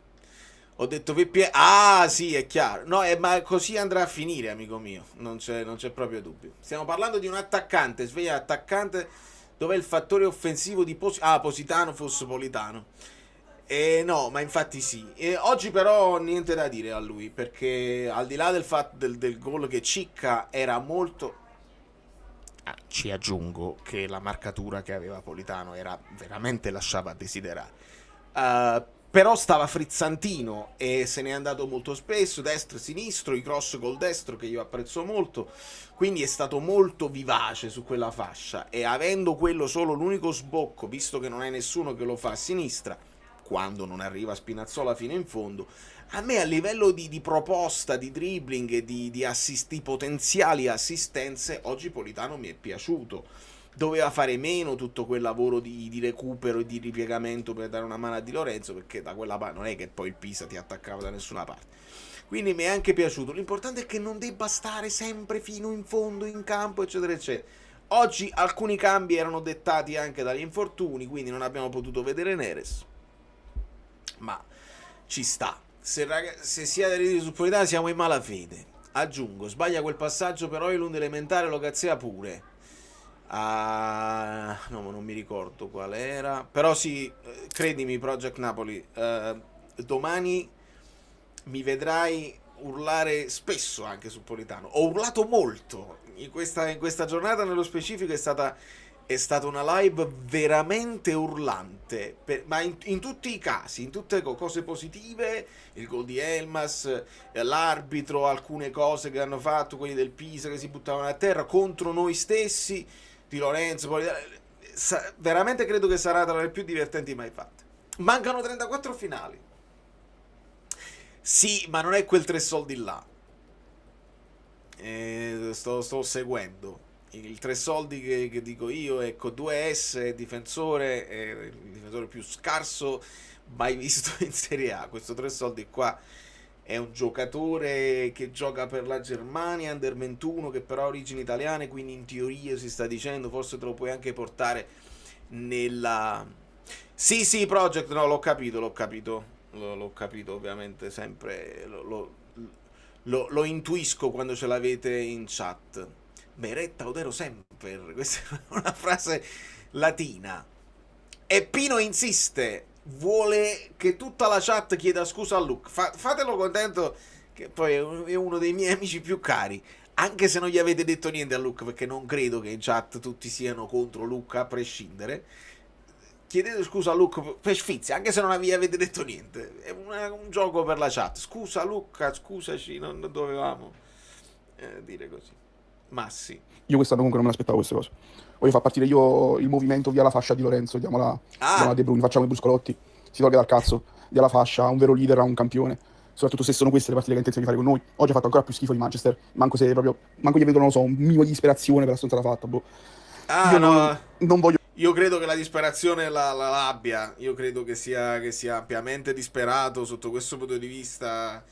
Non credo che lui la viva queste due partite con superficialità, anche perché si è sentito anche il dovere di fare il post di scuse contro così. Io direi che via la fascia di capitano non è un atteggiamento corretto nei confronti di un giocatore che sta in difficoltà tecnicamente. È stato il capitano dei 2 scudetti, continua a essere il capitano finché non succede qualcosa. Dovevi farlo, se avessi voluto farlo veramente, l'avresti dovuto fare l'anno scorso, quando c'erano le voci di accordi con la Juve, eccetera eccetera. Allora tu là avresti dovuto fare la voce, sì, ti sei messo d'accordo, te ne volevi andare, resti perché mi serve il giocatore, ma la fascia di capitano non è più tua. Avresti potuto fare così, ma si è deciso per una linea più morbida, anche condivisibile, perché si veniva da un'annata particolare e Conte doveva tenere i cocci che sappiamo, Kvara che se ne voleva andare, Osimhen, eccetera eccetera, tutta una serie di cose. Abbiamo tenuto in piedi i cocci. La fascia di capitano non la toccherei per una questione di errori tecnici che ha fatto e che sono anche gravi. L'atteggiamento non credo sia il problema, credo sia il problema che deve tirare il fiato. E ci aggiungo, difensivamente Di Lorenzo ha sempre avuto qualche limite, non è una roba nuova. L'errore di oggi per questo mi fa più incazzare, perché non è un errore di difensivo che si è fatto fregare da un dribbling eccetera eccetera, è un errore più di sufficienza. Più vedere questo modulo se non ci sono in campo tutti e quattro i 4 centrocampisti che Conte tanto vuole tenere in campo tutti insieme. Non so se questa roba di non giocare a 3, nonostante tu abbia in panchina gente come Neres e Lang, sia una ripicca per il fatto che noi abbiamo preso Ndoia. Non vorrei che sia veramente un ingrippo di Antonio questa cosa qua. Cambi gestiti malissimo. L'infortunio di Buongiorno proprio non ci voleva, perché è una spanna soprattutto, proprio come impegno, come bravura e tutto quanto. arbitro pessimo, sto sicuramente dimenticando delle cose, ma sono arrabbiatissimo. Per me questa qua ce l'ha sul gruppone. Se non fosse andata in porta, ce l'ha sul gruppone Conte. Contentissimo per il gol di Lucca, però. Io questa non... Massima, io lo so che tu sei contro a prescindere, eppure tu aspetti un pochino il cavillo per sfogarti contro a Conte. Ci conosciamo e non c'è dubbio. Sei molto più moderato di quell'altro che non mi dà pace. Ma lo so che è così. Io capisco la scelta, capisco il contestare e il voler vedere Lang, eccetera, eccetera, ma non sappiamo cosa fanno in allenamento. Io devo rispondervi per forza solo così, perché se magari ma perché non gioca Ngong? Ma perché non gioca Rog? Ma perché non gioca un As? E ce li ricordiamo. Io non credo che siano folli gli allenatori che mettono una squadra più scarsa di quello che hanno per ripicca o perché credono di prendere delle decisioni. Io penso che lui metta la squadra migliore in campo. Poi quando tu prendi delle decisioni che virano, che deviano un pochino da quelli che sono gli 11 migliori che puoi mettere, ci sono le altre motivazioni. Ci sono le motivazioni del non sovraccaricare, ci sono le motivazioni di partita per partita rispetto alle caratteristiche. Lì è chiaro che vale la nostra opinione come vale l'opinione dell'allenatore, che però un po' più di esperienza di noi ce l'ha, e secondo me se non li mette in campo è perché non fanno ancora tutto quel lavoro che ho cercato di farvi vedere, che è un lavoro complicatissimo, non è un lavoro semplice. Ci sono tutti degli scali che devi fare una cosa in attacco, devi farne un'altra in difesa, devi metterti a disposizione dei compagni. Non la faccio così semplice, semplicemente. Luca. Io, buonasera amici bellini, cercherò di non insultare nessuno e sarà difficile, perché io l'anno scorso a Conte l'ho difeso in tutto e per tutto, ma quest'anno la panchina ce l'abbiamo e questa gestione è assurda e non mi interessa che non si fida, sa da fidare, perché i soldi li ha voluti spendere sul mercato e si deve fidare, se no rimanevamo con i giocatori dell'anno scorso, perché hai messo giustamente dal primo minuto Gilmour ed Elmas, giustissimo, ma Gilmour e Elmas devono avere minutaggio, sono giocatori che possono giocare 90 minuti, non possono essere i primi che escono, soprattutto quando abbiamo altri giocatori di Lorenzo, Politano, che sappiamo non gestire.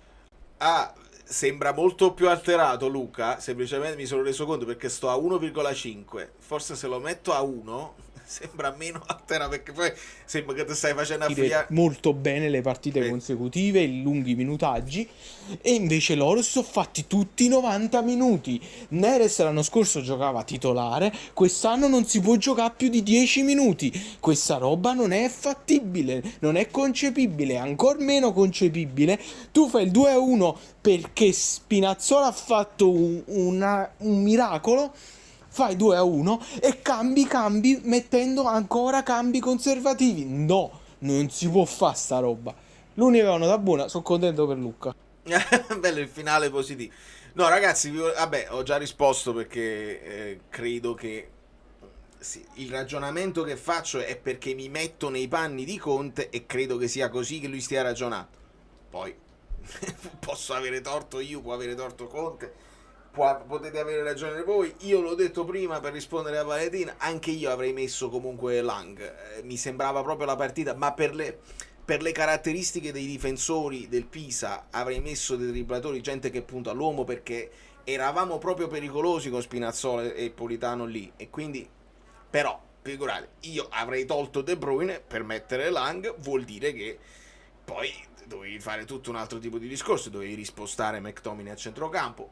Ho la mia idea, ma non mi viene in mente di incazzarmi così tanto e di dire ma non possiamo, perché ci sono degli equilibri che conosce lui e che non me la sento, non me la sento.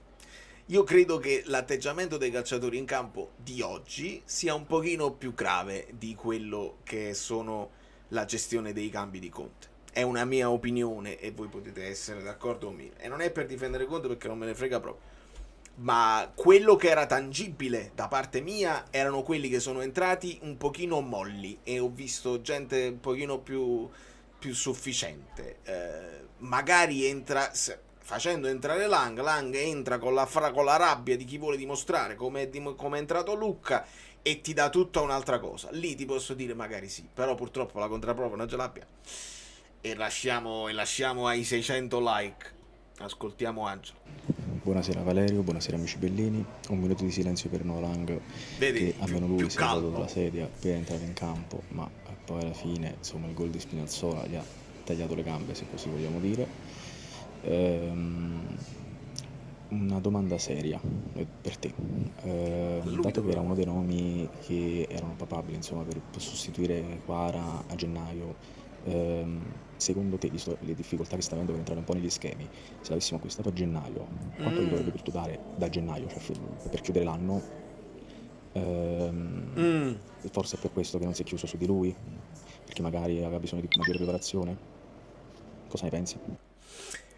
Penso che se Okafor comunque non aveva neanche minutaggio, forse un Lang avrebbe fatto qualche minuto in più, però non so quanto avrebbe giocato al posto di Kvara. Perché se è vero che poi ti serve tutto un apprendistato con Conte, lo devi sapere, lo devi mettere in preventivo. Neres l'aveva fatto quell'apprendistato e si era preso lui poi quell'incombenza, nonostante poi a me a sinistra non mi faceva impazzire, però ha fatto delle partite buone anche là. È un discorso interessante, però lì ci hanno fatto sapere che lui era pronto a venire e PSV non ha voluto cedere. Quindi forse, e ti dico forse, se avessimo preso Lang l'anno scorso a gennaio non lo avremmo visto magari prendere il posto di Kvara, così come abbiamo visto pochi secondi di Okafor in campo, ma avrebbe potuto fare tutto quel lavoro che si ritrova Neres avendo fatto mezzo anno con Conte, e quest'anno avresti potuto cominciare a bocce ferme già da Di Maro, già con un Lang più dentro agli schemi e ai sistemi. Poi io resto di un'idea, e io lo dico da estimatore di Lang, perché io so che ha dei colpi e so che è un giocatore che può risolverti delle partite. Di base Conte si guarda la lista, quella che io facevo, vi ho fatto vedere le cose, vede quali sono gli 11 giocatori più forti che ho, come è successo l'anno scorso con McTominay. Arriva McTominay, dobbiamo inventarci uno schema dove possiamo utilizzare McTominay. Arriva De Bruyne e dobbiamo inventarci uno schema dove possiamo avere De Bruyne in campo, senza però perdere quella che è l'impatto di Anghissà, senza perdere la fisicità di McTominay. E ti guardi intorno, 11 ne puoi mettere, viene fatto fuori Lang. Lang deve essere in grado di scavalcare, di raggiungere Neres nelle possibilità, in modo tale che se te ne serve uno a destra metti Neres, se te ne serve uno a sinistra metti Lang. La domanda che mi faccio io è: con Ndoye, che tu Conte volevi, avresti fatto poi più 4-3-3 utilizzando Ndoye, oppure anche lui sarebbe rientrato poi in queste rotazioni, magari un po' di più, non lo sappiamo, rispetto a un Lang? Questa poi è la domanda interessante. Ad oggi, per Conte, e io posso non essere d'accordo, però io ho visto nelle amichevoli non avere quell'impatto che aveva col PSV. Ad oggi Lang non garantisce a Conte quell'impatto che ti garantiscono gli altri, e quindi parte dietro nelle garanzie, nelle gerarchie. Comunque allo stadio è successa una cosa imbarazzante: curva A inferiore, la palla va tra i tifosi e un tizio non solo gli tira la palla da mano a un bambino, ma gli dà anche uno schiaffo. Male, brutto, non ho visto, ovviamente non lo so se l'hanno inquadrato e me lo sono perso, ma comunque non l'ho visto. E no, una cosa, bruttissimo. Contestiamo e ci dissociamo in maniera forte.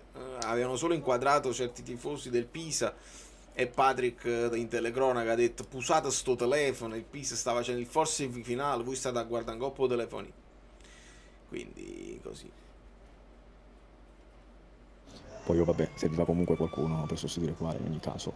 Semplicemente vederlo comunque in panchina e mettere McTominay, così come abbiamo fatto l'anno scorso, a fine anno, insomma stiamo proseguendo con quello che era lo schema l'anno scorso. A me dà l'impressione che voglio preservarlo più per l'altra metà dell'anno, per cambiare un po' di schemi, per cambiare proprio il modo di gioco, il metodo di gioco, i protagonisti in campo, per non avere sempre lo stesso schema o comunque lo stesso modo di giocare per tutto l'anno. Quindi insomma un po' come si è fatto l'anno scorso, che si è cambiato lo schema più volte, anzi 3 volte almeno, l'ultima un po' forzata, ma comunque cercata, in qualche modo cercata, e penso che magari si stia poi aspettando per poterlo poi mettere in condizione di giocare con uno schema un po' diverso.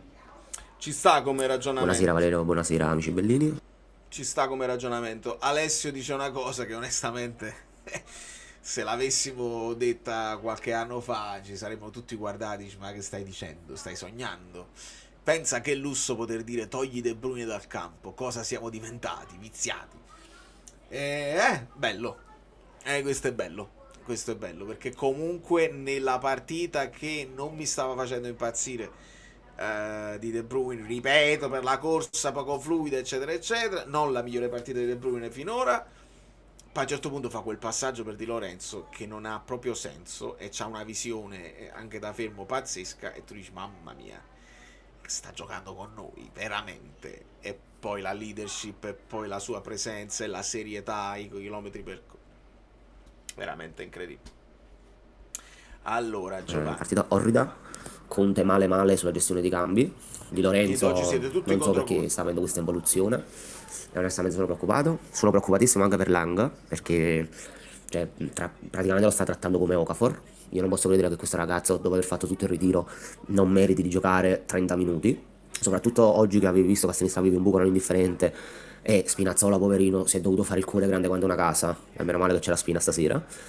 E felicissimo per Lucca perché ci voleva in una serata in cui Højlund non è andato tanto bene, e che dire, tutta la felicità per Firenze dove sei andato lì comunque a fare la prestazione della grande squadra è andata via quasi tutta stasera perché male. Voglio, siete più cattivi di me e va bene. Gioco aperitivo, forse rientra Amir col Milan, con Buongiorno out rischi un Buongiorno bis con Amir che rientra dall'infortunio, e se si insieme a Samo JJ o vai con Beo come a JJ? È difficilissimo. Direi JJ perché se Buongiorno non ha niente di grave io comunque non lo rischierei che si fa ancora più male di nuovo. Dobbiamo capire che cos'è, se è roba muscolare non lo so, possono essere magari crampi, si è messo paura, lo scopriremo. Quindi parto in generale, credo con JJ in maniera naturale col sinistro là, Beuke ma gli dai continuità, il ritorno di Rachmani se è completamente recuperato, di base ti dico senza sapere le cartelle cliniche dico JJ Beuke, ma anche perché poi il Milan non è che ha grandi attaccanti che devi seguire, devi stare attento nei posizionamenti. Quindi mi ero perso una ok, qua Giancarlo, credo si debba avere fiducia in Conte, abbiamo in panchina decenni di esperienza e decenni di bellezza. Oreali, Milan test, serio test, grazie Giancarlo. Sì, infatti sì, mi sa che state un po' come i pazzi, ma è colpa mia, nel senso che io ho richiesto da sempre alla mia community di non essere risultatristi, nel senso che si vince, va tutto a posto. No, se non siamo soddisfatti di quello che vediamo, nonostante i 3 punti, lo diciamo, ed è giusto dirlo, ed è giusto farlo. Tra l'altro, fatemi vedere una cosa, perché io lo sto facendo sempre in extremis e non so se abbiamo...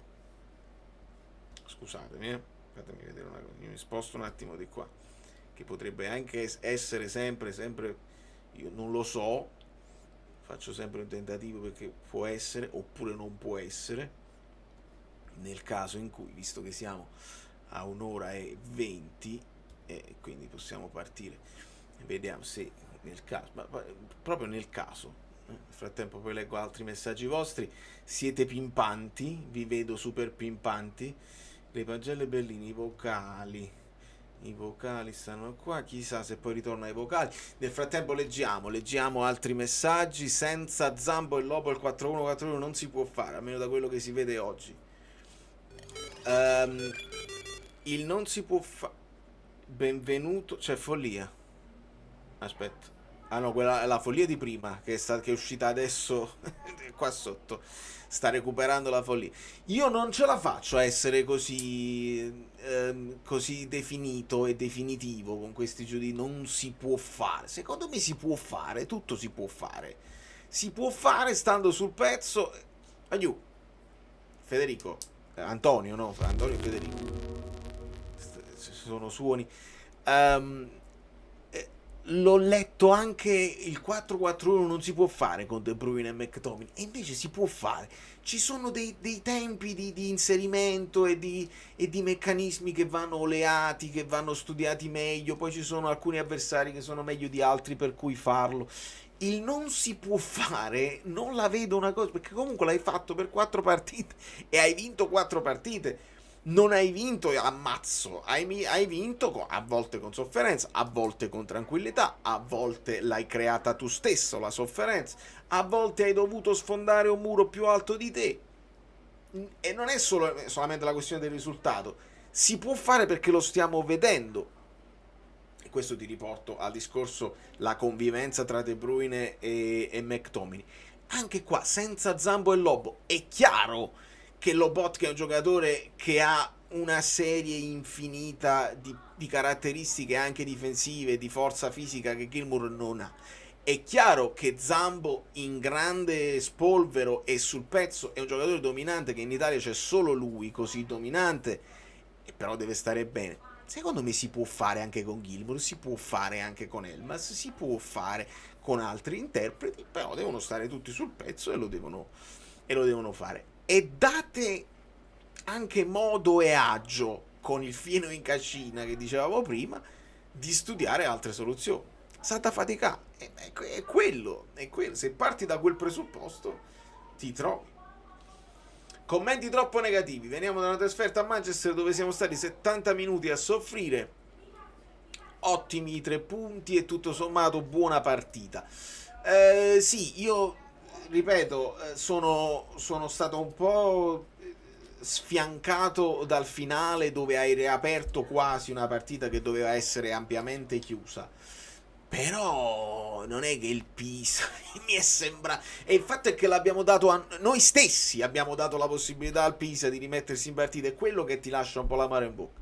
Ottimi 3 punti senza dubbio, al di là poi del venire da Manchester, che è un attenuante che ci dobbiamo abituare, però non che sia una scusa per il futuro, nel senso, vabbè, ma tu venivi dalle fatiche di Champions, ti devi abituare. Le grandi squadre, se vogliono essere grandi squadre, hanno il doppio impegno, arrivano a fare 60-70 partite a stagione, e dobbiamo imparare a farlo. Poi anche Conte magari può imparare a gestire le sue forze mentali oltre che le forze dei calciatori, in un modo che stanno tutti sempre sul pezzo e non perdi equilibrio, perché poi quando mi scrivono in privato, perché non gioca Lang? Equilibrio, perché non gioca? Equilibrio, e l'equilibrio significa il lavoro che devi fare per arrivare ad un certo livello.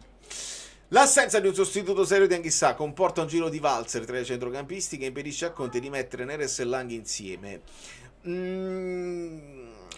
Sì, ma non voglio giustificare Conte per questo, nel senso, se ci fosse il sostituto serio di Anghissà, comunque Neres e Lang non giocherebbero, secondo me, in certe partite. Cioè, sostituisci Anghissà con il sostituto serio di Anghissà e comunque Neres e Lang, finché non raggiungono quel livello che chiede Conte, comunque non giocherebbero, credo io. Poi, con caratteristiche che ti riportano a rimodellare la squadra in un certo modo, arriverà, secondo me, anche il momento di Lang. Il momento di Neres già si ritaglia più minuti, ma anche lui è un giocatore abbastanza fragile, che magari se cominci a vederlo dall'inizio magari ti può venire meno fisicamente. Io non lo so, spero di vederlo il più possibile, perché di base anche io voglio dei dribblatori, voglio dei giocatori che mi accendono la fantasia, che mi fanno alzare dalla sedia, e Neres è uno di questi. Lang è la novità, ma noi di Neres ci siamo goduti veramente poco rispetto al suo potenziale. Critichiamo quando si vince, che continuiamo a vincere, questa pure è buona, Max, perché ricordo che anche nell'annata che poi portò allo scudetto si partì da una pesantissima contestazione, non lo dimentichiamo. Ma se mi sposto così, sono proprio curioso di sapere che ne pensa il nostro Guido Gentile. Funziona tutto, si vede bene, che meraviglia. Buonasera amiche belline, buonasera amici bellini, buonasera Valerio. Cosa vuoi sapere, Valerio? Voglio sapere chi vuoi salutare, perché non hai ancora salutato nessuno dall'inizio della stagione. Poi mi verrà in mente, non è una... Ok, quest'anno non è detto. Ok. Io credo che, riferito in generale, non alla chat, siamo un po' frutto di un equivoco. E questo equivoco di base crea, secondo me, ansia, malumore, critiche eccessive. E non perché sia diventato veltroniano di colpo, buonista, eccetera. Nel senso che il Napoli ha vinto uno scudetto inaspettato ed era in cura, non immeritato, inaspettato. Ma è ancora una squadra in rodaggio, in costruzione per tanti aspetti, ma la narrazione è forse fin troppo, oltre che ottimista, esagerata, il miglior mercato, eccetera, eccetera, eccetera, eccetera. E questo è un aspetto importante, invece quella è una squadra in divenire, che però ha acquisito delle consapevolezze. Vedi la vittoria di oggi, della prestazione non desta preoccupazione, ma ci fa torcere il naso, però è una di quelle vittorie dove tu hai visto di nuovo che la squadra è stata paziente. Ci sono tanti difetti nella partita di oggi, ma non perché dobbiamo criticare veri, sia nelle giocate singole che di squadra, però non hai mai visto la frenesia e questo ti ha portato la vittoria in castina, come dice Conte. Però la prima analisi, che non è il miglior mercato, non perché lo stiamo sminuendo del campionato, eccetera, eccetera. No. Allora, se uno vuole giocatori giovani, bene, Manna sta facendo inserire i giocatori giovani, però poi devi avere la pazienza di permettere a questi giocatori da acerbi a diventare non acerbi, acerbi nel senso immaturi, e la maturazione passa attraverso errori di valutazione. La condizione ancora non è ottimale, perché abbiamo visto per esempio un calo alla fine di McTominay che non ci aspettavamo di Bruno, e tu vedi Quadrado che nonostante la sua età aveva un passo diverso, si è andato in difficoltà, quindi intanto dopo la Champions si aspettava che cosa? Si aspettava la vittoria o la prestazione? Perché la vittoria c'è stata, la prestazione è opaca. Però siamo inizio stagione, hai cambiato, vuoi titolarissimi, poi non vuoi titolarissimi, critichi perché non hai titolarissimi, ma allora Elmas quando lo facciamo entrare in forma? Cioè, la gente è un po' sclerotica. La partita di oggi, innanzitutto, il Pisa secondo me è stato messo in campo, prestava, ha deciso di concedere un po' più le fasce, dove è andato meglio Spinazzola di Politano che il centro, ed è stato aggressivo fino alla fine, ragazzi, non è calato come molti dicono, ma poi nel secondo tempo cala, è anche ben organizzato, a parte insomma un gol e mezzo che ci siamo fatti da soli, però tu hai concesso qualcosa, a volte proprio le diagonali, le scalate a centrocampo non hanno funzionato bene e loro sono arrivati con facilità in aria, abbiamo rischiato i golini. Tra l'altro apro una parentesi, registriamo che quello subito dal Napoli è un rigore, ma quello diventa il metodo di giudizio per il campionato, non lo questo è già, vedi, Valentina ti chiedeva, ci racconti un po' queste chiamate arbitrali. Io sul primo rigore non ho dato al Piso, qualche dubbio. Però da adesso, se un calcio ravvicinato del pallone prende la coscia di un giocatore e gli rimbalza sul braccio, che è un po' largo, non è che lo negherà, è calcio di rigore perché fallo. E deve esserlo sempre. Deve esserlo sempre. Noi lo accettiamo con grande serenità. Più gravi sono state delle ammonizioni non date per trattenuti evidenti, e quando su Lucca poi fatto l'ennesima trattenuta, quel giocatore sarebbe dovuto essere già ammonito 2 volte e l'ha scampata. Più grave è stato che Julian ha fatto un movimento pazzesco, tra l'altro resistendo sia alla carica della trattenuta della maglietta, lo ferma e andava solo davanti al portiere.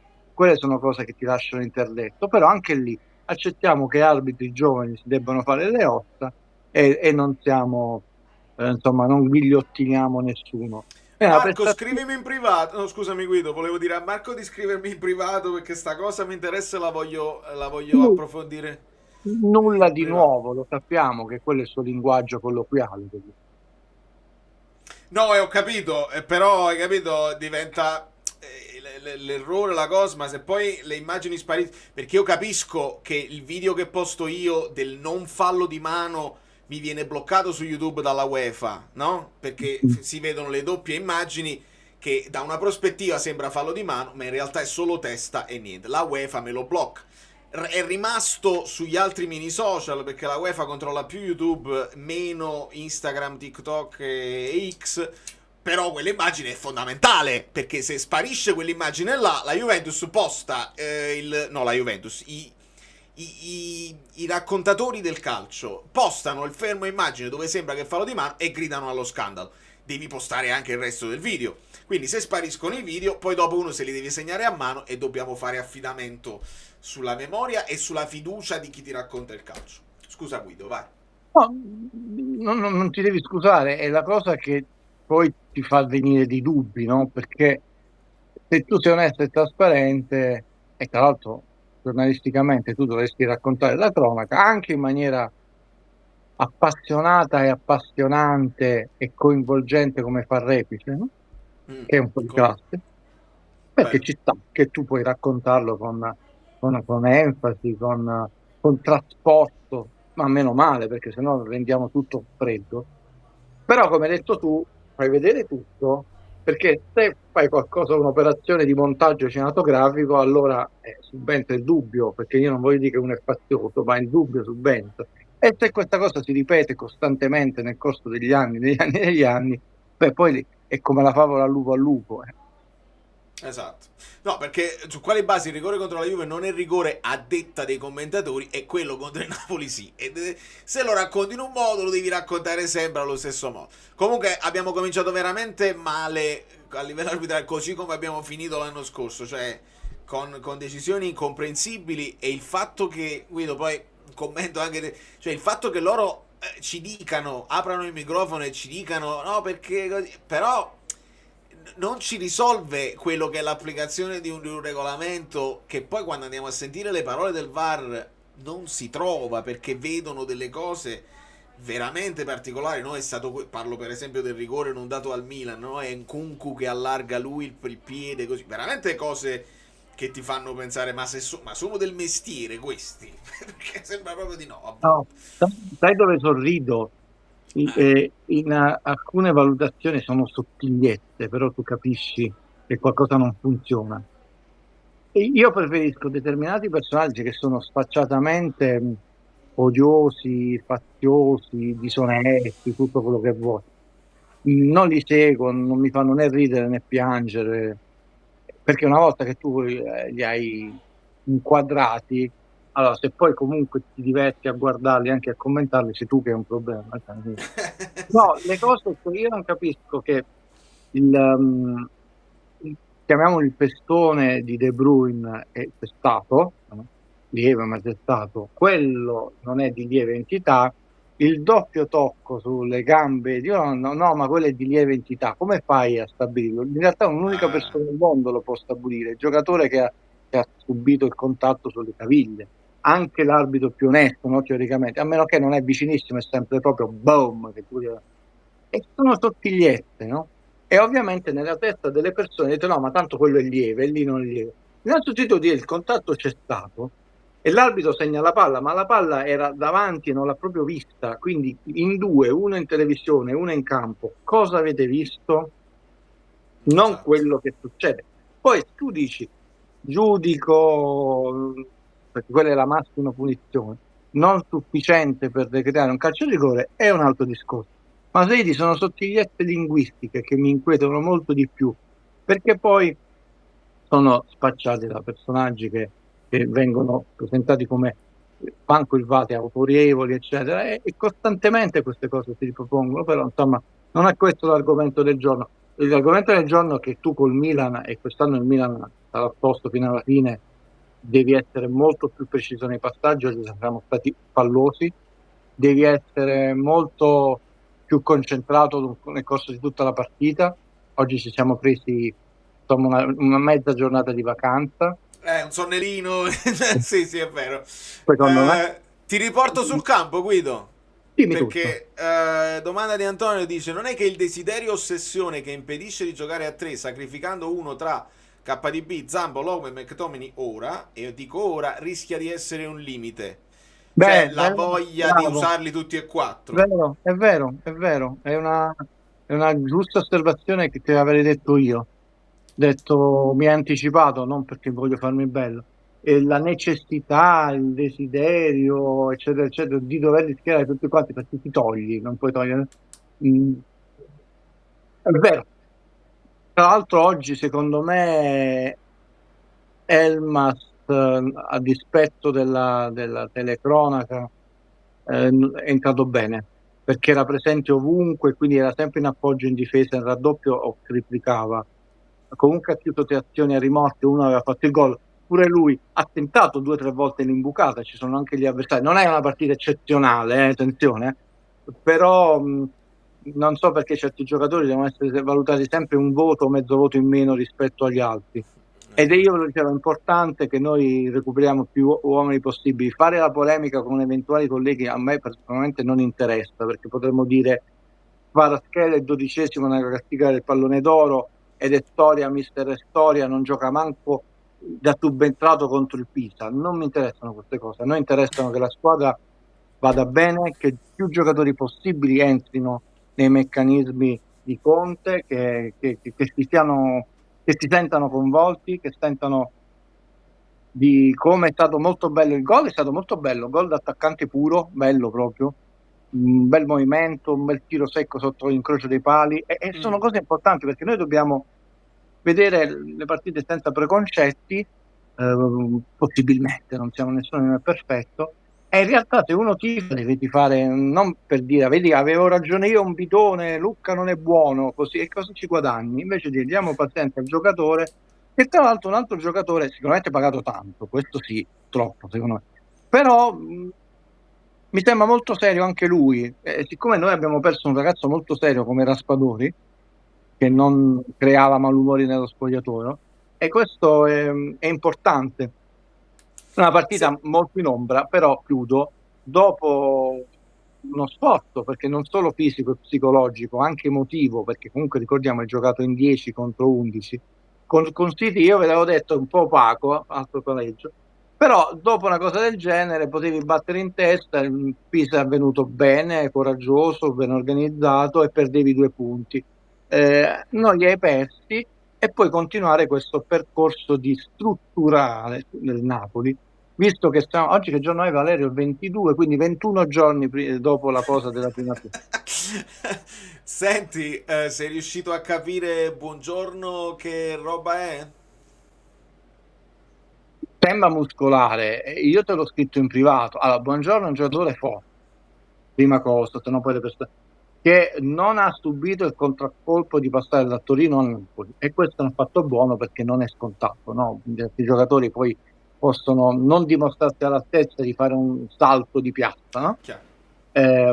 Non tutte le partite uno è perfetto e tra l'altro però si sfortuna con troppa facilità, e questo è un tema. Può darsi che si è spaventato perché lui viene da un lungo periodo di stop, dalle parole di Conte, poi non sappiamo se ha bleffato per il calcio e bugia ogni tanto. Io stesso pensavo, ho detto no, servirà un altro mese, ve lo posso dire, una cosa che ho detto in privato ai ragazzi, e quindi felice di essermi all'epoca sbagliato. Se lui per prudenza si sia fermato, no, non è di quelle cose dove me ne accorgo subito anche dalla televisione, diciamo una contrattura, uno strappo, sarei superficiale e ovvio caricherei di eccessivo ottimismo o di eccessivo pessimismo. Per serietà ho detto non lo so, se si dovesse essere fatto male, speriamo di no, e incomincia a diventare un tema e dobbiamo capire perché, se è una fragilità fisica, emotiva, oppure se anticipiamo il suo ritorno in campo anche per esigenze. Come vediamo, speriamo di no, perché abbiamo già Rachmani che secondo me lo si sta anticipando come rientro. La partita col Milan è una delle prime partite spartiacque della stagione. Come vedi il Milan? Bene. Se cominciano a dare fiducia a Tare, l'accoppiata Tare-Allegri è tosta. È ovvio che anche lì la narrazione ormai non perché, ragazzi, spogliamoci dei preconcetti delle magliette. Dice tu sei allegriano, no, non è questione che ti piace, non ti piace, gioca bene, non gioca bene, risultatista, è uno tosto, uno che quando è andato tutto male alla Juve, che vedete oggi hanno festeggiato tutti, ha tenuto in piedi la baracca, è uno che non molla un centimetro, ed è un allenatore pericoloso ovviamente per gli avversari, perché ricordiamoci è uno che riesce a far fare alle sue squadre queste strisce 10, 11, 12 vittorie, no? Dice ma Sì. gioca male Guido, è un altro discorso, noi siamo, però è uno tosto, ed è uno che vuole competere per lo scudetto, gli dà molto fastidio non poter competere, no? Quando la situazione, e questo se si mette in carreggiata dopo un inizio shock, è pericoloso il Milan, le tre squadre pericolose sono Milan, Juve e Inter, che è partita male perché sono toste. La Roma, insomma, secondo me ci sono 6 squadre che si contendono i posti in Champions, sono Juventus, Inter, Milan, Napoli, Atalanta e Roma, 6/4. Poi vedremo dopo la 13ª come si screma la classifica. Però tu a Milano hai una partita, non è che ti giochi il campionato, una partita spartiacque, dove il Milan ha 2 risultati su 3 rispetto a Napoli, secondo me, vale. È vero che ti diranno al Napoli basta anche un pareggio, chiaramente, ma a livello psicologico, essendo una squadra che deve inseguire, no, l'anno scorso dalle Forche Caudine, eccetera, siamo noi campioni d'Italia, tu hai bloccato i campioni d'Italia. Vediamo, perché tu lo sai che le squadre degli Allegri, a parte questo 0-3, ti concedono poco. Esatto, sarà una partita dove il Napoli dovrà fare la stessa partita, tra virgolette, che ha fatto oggi col Pisa, nel senso di attacco. Non credo che Allegri si scoprirà. No, però con più attenzione. Con più attenzione, perché se ti riparte Allegri in faccia è una cosa, se ti riparte il Pisa ne è un'altra. Ho visto un Napoli desideroso di gestire come a Firenze, ma quando abbassiamo i ritmi non siamo troppo bravi. Esattamente, bravo, perché avete visto la differenza tecnica con City, anche quei passaggi, quel mezzo metro più dietro ti fa perdere un tempo di gioco, è un po' più largo, la qualità si paga, e oggi tra l'altro siamo stati un po' imprecisi. Tutti i giocatori, forse tranne Spinazzola, tra l'altro meglio in attacco che in difesa, non hanno giocato malissimo, ma tutti hanno avuto qualche sbavatura di troppo. Non è simpatica sia a livello individuale che collettivo, e oggi molta imprecisione, e quando affronti squadre così chiuse e ben organizzate, ma anche capaci di ripartire con velocità aggressive, quindi non il pullman, chiuse nel senso che chiudevano gli spazi ma non rinunciatarie, a prescindere, attenzione, la sfumatura è importante.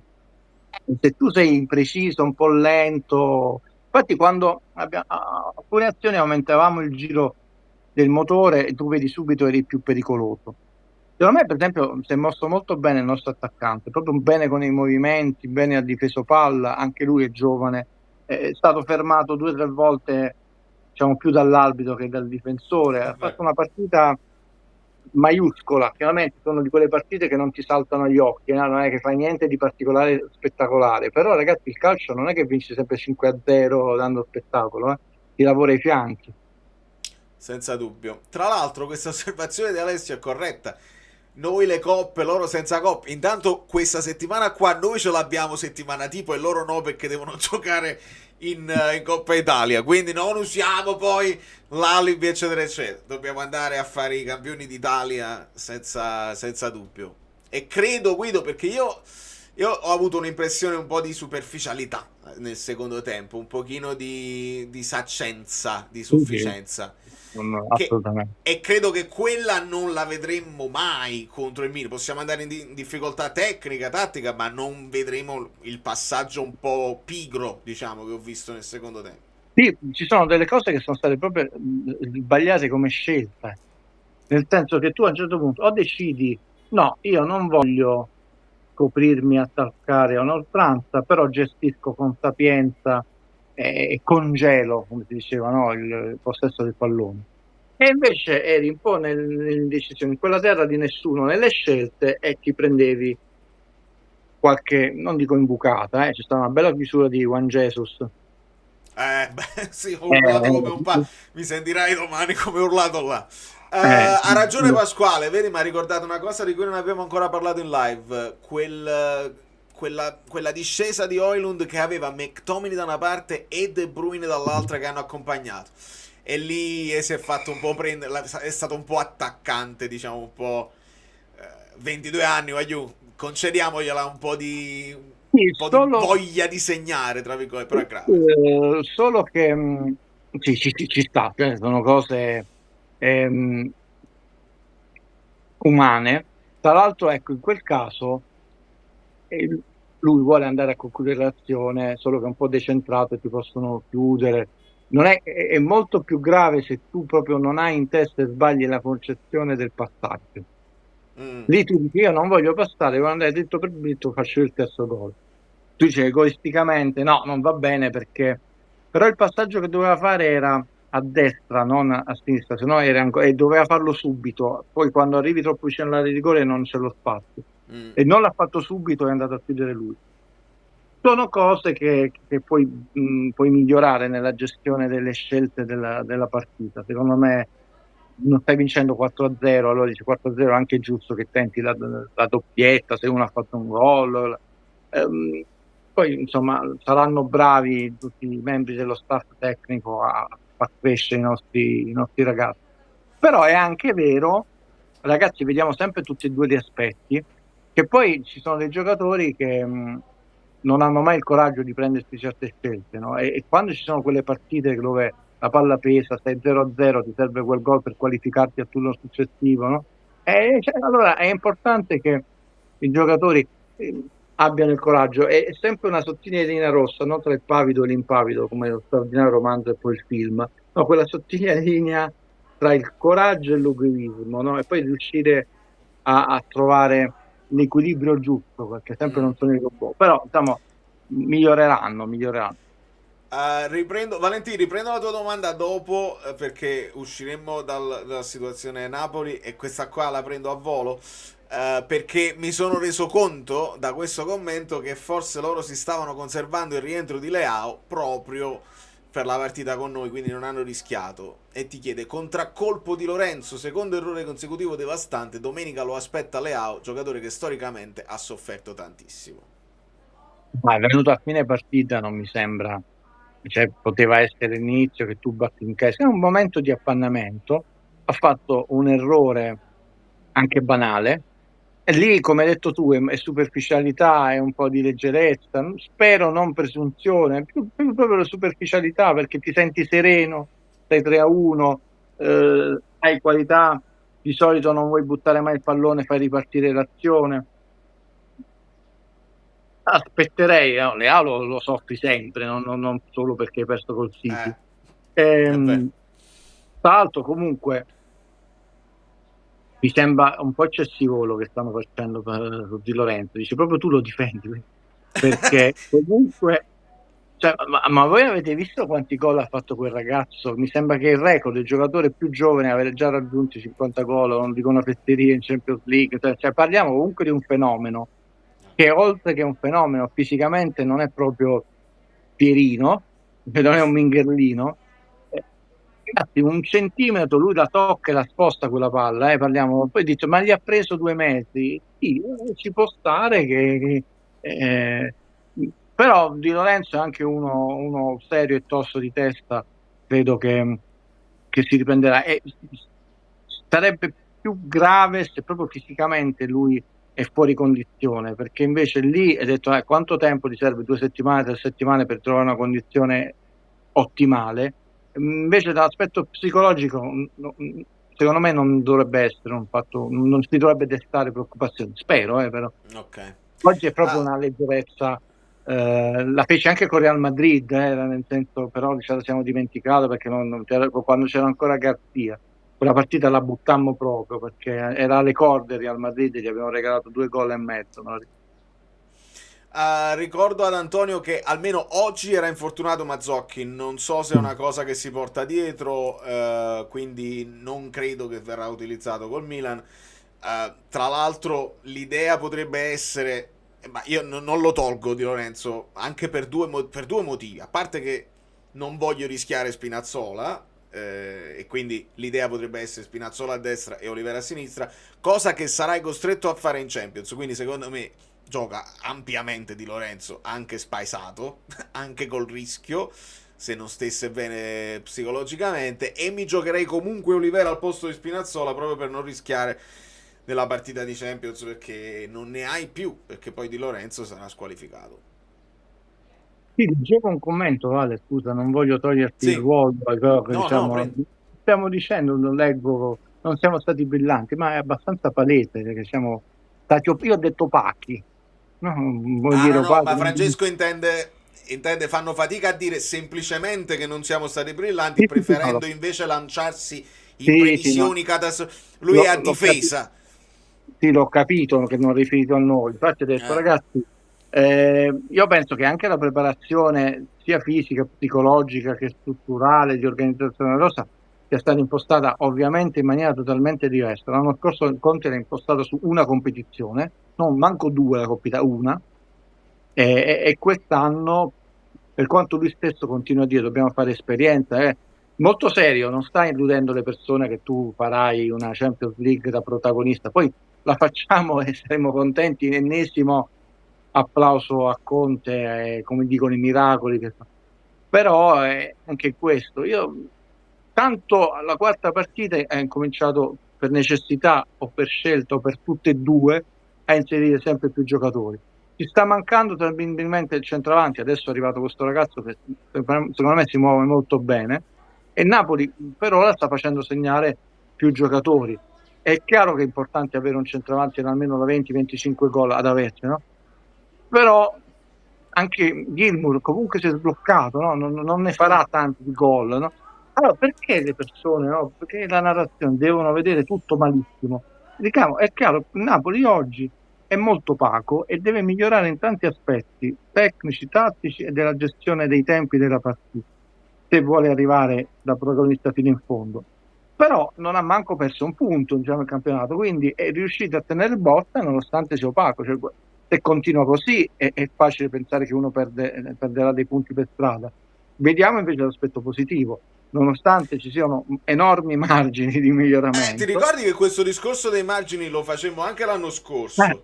Quando cominciavamo a mettere i famosi punti fieno in cascina e c'è stato il momento dove il Napoli dava soddisfazione anche a livello di gioco. Poi siamo venuti un po' meno nel finale. No, però c'è stato... Sì, voglio essere chiaro perché sennò poi attaccano Valerio e mai che pensare che qualcuno possa dire che tu e io siamo diventati risultatisti, no? Sto facendo un discorso, che bello abbiamo... Sto dicendo che ci sono, la squadra deve, sperando che lo faccia, non deve imperativo, però migliorare da tantissimi punti di vista, tecnico, tattico, di gestione dei tempi della partita. Oggi se ci fosse stato Gattuso avrebbe detto a volte non abbiamo annusato il pericolo, è vero, quindi deve migliorare anche nella condizione atletica di alcuni individui, perché non sono tutti uguali. Oggi Spinazzola dava 2 metri, appena anche nell'1 contro 1 si vedeva che si sentiva più brillante del suo. Non solo non ha mai avuto timore, ma ha sfidato costantemente i suoi dirimpettai, chiamiamoli così. Sfidato e ha vinto quasi tutti i duelli, no? Ha messo palle su palle dentro la... E Di Lorenzo non ha avuto la stessa brillantezza, no? Un calo di De Bruyne, eccetera. Quindi ci sono margini da tanti punti di vista. Pensate se con questo Napoli opaco, che può migliorare ancora in tanti aspetti, tu avevi 7 punti. O pensate alla Lazio che ne ha 3, no? Quindi sarà più facile lavorare. Conte, che pure se vince 10 partite è contento e troverebbe da ridire su tutto, quindi sicuramente non è un allenatore che si adagia sugli allori, si crogiola, si crogiola, quindi è proprio la persona meno adatta, o meglio in questo caso per noi più adatta. Non siamo diventati risultatisti per nulla, non siamo contenti della prestazione, però è anche la quarta giornata, ha inserito vari calciatori, li sta inserendo anche prima del previsto, secondo me, non stiamo aspettando mesi e mesi. Speriamo che questi progressi siano costanti e rapidi. No? Ma è appena la quarta giornata, no? Se siamo già in ante alla quarta giornata, la gente non si gode più il calcio, certa gente, secondo me. Senti, mi hai citato la Lazio, allora riprendo questo messaggio di Valentina. Come la vedi la situazione Lazio? Sarri si trova per almeno 2 partite con un centrocampista di ruolo, 2 infortunio dubito brevi e 2 rossi da forse 3 giornate. Male. Male lo vedo Sarri, io non vorrei che poi sia non un uomo solo a comando, un uomo solo e basta, non ha manco Tare più, ma non per parlarne male, perché intanto 3 sconfitte su 4 partite e non hai affrontato Milan, Inter e Napoli, per dire. Vabbè, uno è il derby, a maggior ragione il derby fa sempre male, no? Male per tanti punti di vista, male perché ha lanciato messaggi non proprio di amore al suo presidente, però no, non è un problema nostro, nel senso, sarebbe bellissimo se tu affrontavi adesso la Lazio e non il Milan, visto che poi a volte ti ha tolto punti Sarri, perché chiaramente è una situazione di crisi da tutti i punti di vista, però diciamo la Lazio io non la considero, cioè è una delle 7 sorelle, perché uno la deve considerare 7 sorelle, ma non lotterà per lo scudetto e secondo me non entrerà in Champions League, salvo non mi stupisca, perché poi Valerio, certi ritorni, è capitato anche il grande Sacchi, ha detto no, al Milan ha fatto disastri. Non bisogna farsi fregare dai sentimenti. Poi Sacchi nel Milan ha rappresentato 2 Coppa Campioni, scudetto contro Sarri nella Lazio, non è dici che è la morte sua come l'Idom nella Roma, eccetera. Quindi Gicol, mandamelo in privato questo momento perché me lo so perso. KDB che dice calma a Conte, me lo voglio recuperare. Perché Conte oggi era come un pazzo, tra l'altro alcune volte aveva ragione perché il fallo netto e invece tu figli il fallo al nostro giocatore, c'era anche una munizione non data, quella ha data a Girardino che non so perché protesta, gli è andata pure bene che comunque si è arrabbiato molto, ma anche su qua quel fallo sul Politano sulla fascia, sì. L'ha trattenuto in maniera vistosa e reiterata, come avrebbe detto il grande Bruno Pizzul. Quindi ci sta che nell'adrenalina della partita uno perde lucidità, però diciamo noi abbiamo fortunatamente uno staff che è molto diverso. E ho visto anche oggi Oriali mettere la mano davanti a Conte per calmarlo, mi fa impazzire, non vedo l'ora di vedere il film proprio per vedere Oriali nel dietro le quinte perché sono curiosissimo. Proprio Sacchi ha detto che siamo noi la squadra più europea d'Italia.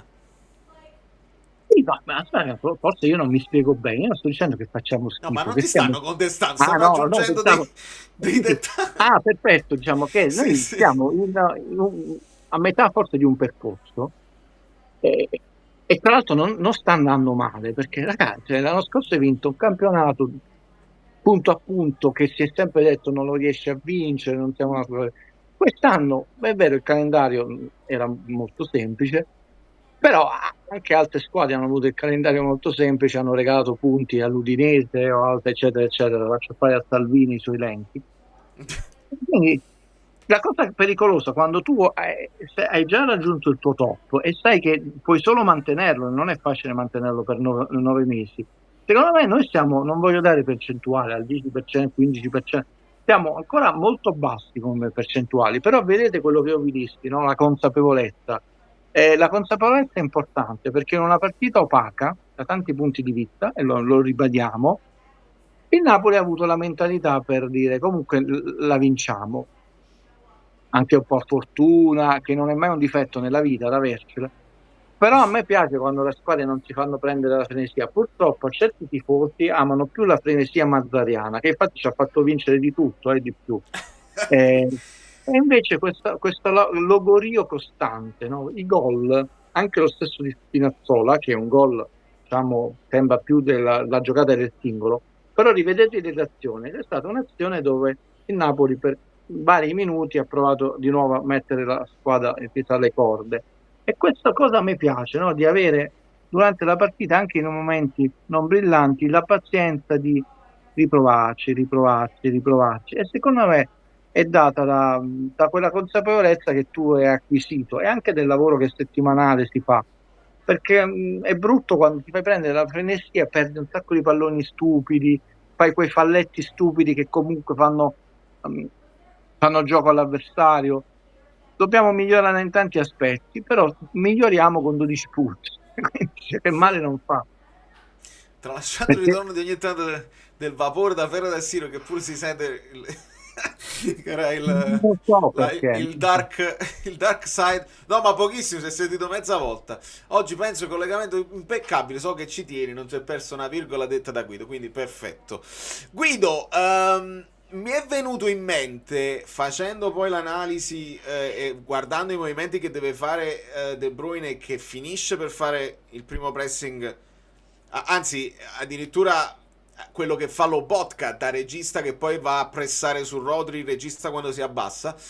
Mi è venuto in mente quando Ancelotti provò a farlo fare ad Hamsik, però all'epoca io le guardavo e non le guardavo, non ci conoscevamo, eccetera eccetera. Qua una polemica dice: Elmas per Anghissà mi ha ricordato Elmas per Allan nel 4-4-2 di Ancelotti, McTominay a sinistra come Zielinski, o come lo stesso Fabian, che ogni tanto giocava sulla fascia a sinistra. Trovi dei parallelismi, se vogliamo, tra queste cose? Lo voglio rivedere perché secondo il mio modesto e sicuramente umile, ma anche sicuramente sbagliato parere, anche se le parole umili non vengono amate da certi personaggi, però lo sta dicendo sempre Conte, quindi in questo siamo in sintonia. Dicevo, arrivo al dunque, a volte è sembrato Elmas, non posso sbagliarmi, aver trovato la mattonella del campo ed era più bravo in certi movimenti e certe operazioni che in altre. Per quarti di partita, permettetemi, cioè l'osservazione di Valerio è giusta, però una partita non fa primavera, fammelo vedere più volte, anche perché devo capire certe cose se non hanno funzionato, perché non hanno funzionato, una mia impressione sbagliata. Però io vi dissi, poi non so, mi ricordo manco più se quella cosa è andata in onda, è un messaggio che poi non è andato in onda, che è un giocatore importante che noi dobbiamo recuperare, perché tra l'altro con Conte io mi aspetto che migliori in altre caratteristiche del suo gioco. Sì, quel video tuo lo mandai nel canale Telegram. Non possiamo aspettarci lo stesso lavoro e le stesse caratteristiche di Anghissà, però questo può anche essere buono, così vari. Oggi mi è sembrato, ho detto questo all'inizio, non aver trovato la mattonella. Quando ho trovato la mattonella è riuscito, oltre che a inserirsi, perché il pressing, il raddoppio, l'ha trovato da subito. Non ha trovato la mattonella per fare il passaggio e l'appoggio, l'ha trovato dopo. E quindi non capivo, ho detto dove si sta dislocando, sta avendo difficoltà perché loro sono stati bravi a pressarti alto e tu ma non solo lui, non hai trovato gli spazi giusti, infatti ci siamo presi 2 imbucate che non andavano bene. Lo voglio rivedere, sicuramente Conte lo utilizzerà, io questo me l'aspettavo perché è un giocatore che così generoso e duttile, figurati con un allenatore come Conte che premia l'impegno è entrato subito nelle rotazioni, ma era chiaro. Chiaramente. Conte ha però detto ripeto, che dovrà... osservazione giusta per il mio modo di vedere le partite, fatemelo vedere 2 o 3 volte, perché potrebbe dire sì, poi invece per 2 partite gioca in maniera totalmente diversa e facciamo la figura degli allocchi. Lo lascio fare all'Istituto Luce essere dogmatici. Conte ha detto che dovrà verificare con i giocatori se c'è stato un calo di attenzione per superficialità o per eccesso di sicurezza nei propri mezzi. Perfetto, secondo me, come chiosa, perché è proprio questo. Noi possiamo andarcene per un'idea, per intuizione, e lui stesso non dà una risposta subito, dice voglio parlarci, voglio verificare, voglio capire, e da lì poi i famosi margini di miglioramento significa lavorare su questi dettagli. Se è riuscito a fare 3 gol, il dettaglio poi è non prenderne neanche uno, oppure ne hai preso uno ma non prendi il secondo. Quindi penso che ci siamo proprio. Non so se vuoi leggere questo fatto sulla prima pietra. Sì, l'avevo visto, sì, un parere di Guido, perché forse già si è espresso e me la sono persa, anche se deve dal discorso della partita. Ne approfittiamo, ci salutiamo così che siamo già oltre le 2 ore e 10. E come siete belli di lunedì sera. Allora, io tra le mie amicizie, oltre a pittori, attori, eccetera, arrivo subito al dunque a una serie di architetti, amicizie proprio intime. Tra l'altro proprio oggi arrivo al dunque, ho fatto una lunga chiacchierata per un progetto futuro con la mia amica Fiorella, perché sia donne che uomini, detto, mi interessa la qualità umana prima ancora che professionale. E quest'estate io ho fatto un appuntamento molto bello con l'architetto di Lecce, che evito però di portarvi perché vedete che figure avremmo fatto, parlare di nulla.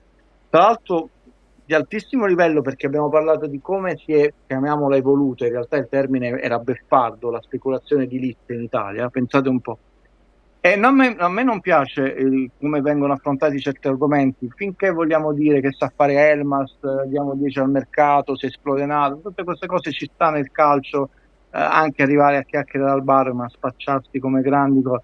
Però su argomenti tecnici, dove c'è in ballo la politica, il piano regolatore, investimenti enormi, anche il cambio di un profilo di un territorio, non solo parlo dal punto di vista ambientale, ma dal punto di vista economico, sociale, eccetera, affrontati con una tale superficialità e leccaculismo mi dà fastidio, molto, molto.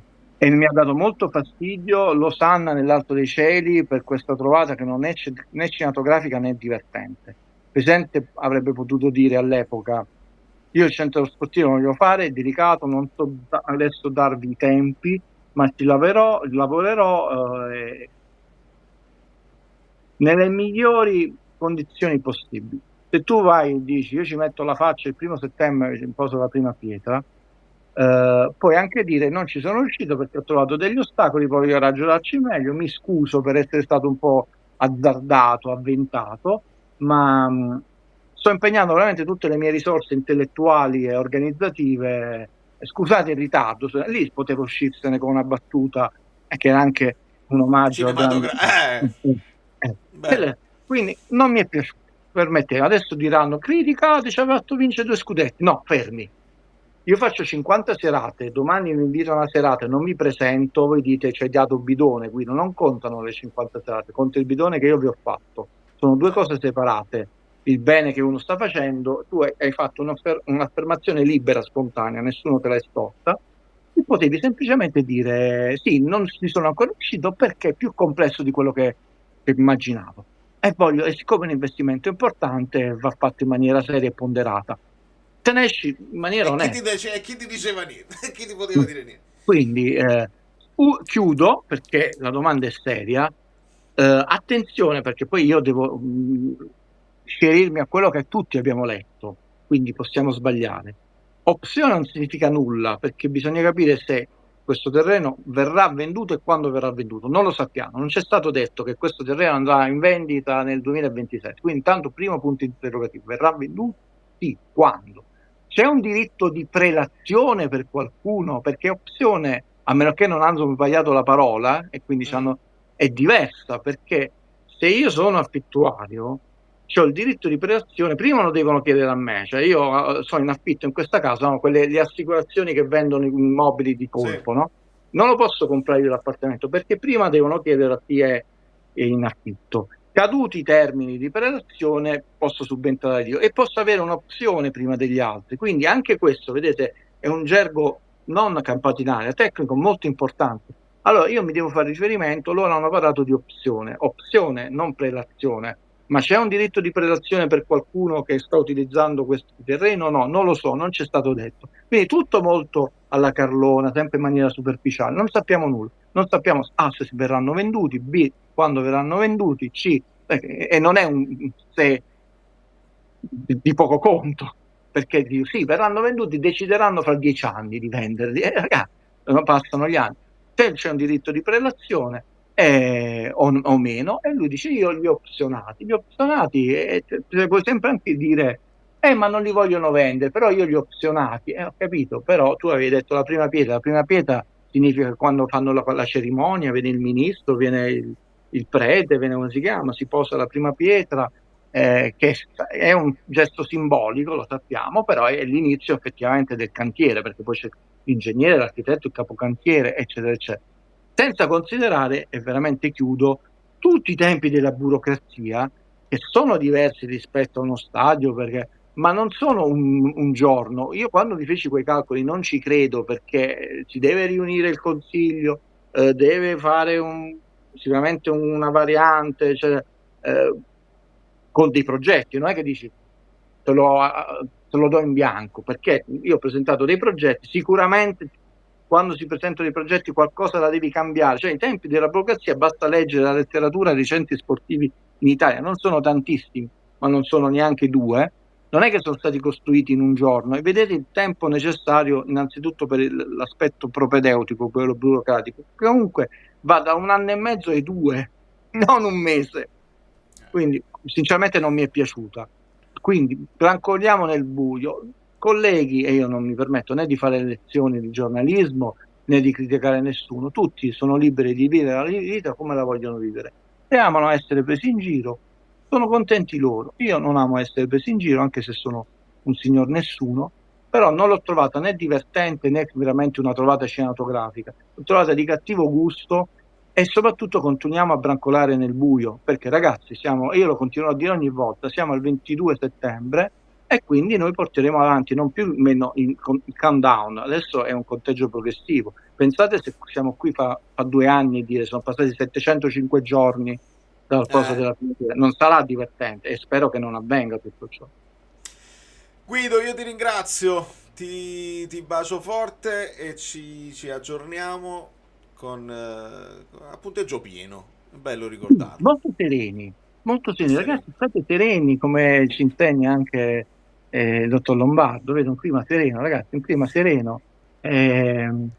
Peccato per il gol annullato a Elmas, perché però era un bel gol, mi piacciono quei gol al rimorchio, lui era un bel ritorno romantico, però benissimo che Lucca si è sbloccato. Questo va molto bene. Un abbraccio alle amiche Bellini, amici Bellini, a Valerio, e tornerò a salutare. Vedi, qualcuno è nostalgico dei miei saluti, non ci stavo proprio pensando, però poi c'è sempre una ragione tecnica, morale, economica, Pinco Pallino, per cui si saluta, non è un giocherello, nel divertimento di tutti voi. Un abbraccio a tutti, veramente, godiamoci, non più il percorso, ma come dice Valerio, cresce è l'unica cosa che conta, ed è vero. Fossi cresciuto qualche centimetro in più, Valerio, mannaggia la miseria. Ma tu sei già oltre 1,90 m, lo tolgo. Un abbraccio a tutti, ci sono 2 o 3 messaggi, per esempio Alessio, non te lo metto in sovraimpressione per una questione che non... Credimi, non mettermi in difficoltà, ma sono con te e sono con tutti idealmente, e lo siamo veramente con tutti, però ci sono dei problemi. Peppone, grande, buonasera, buonanotte, siamo in chiusura, vi bacio fortissimo, outro, che poi non è l'intro, è l'outro. Amici Bellini alla ribalta, Boiani è bello, tutti lo sanno. Molto bene, vedo un clima sereno, mi fa piacere, allora, prego.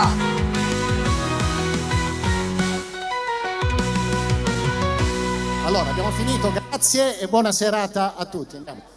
No, vogliamo restare ancora un pochino. No, sto scherzando. Sembra quasi che sai, poco. Allora, lasciate il like che domani grande reaction. Il pallone d'oro l'abbiamo accellato, Dembélé. Io non sono sorpresa, avevano detto che dovevano essere sorpresi, tutti sorpresi del pallone d'oro, eccetera eccetera, e direi che tra Oriali e Guido, io dico Guido perché viene prima lui, poi Oriali un giorno magari può anche andare da qualche altra parte, Guido resta.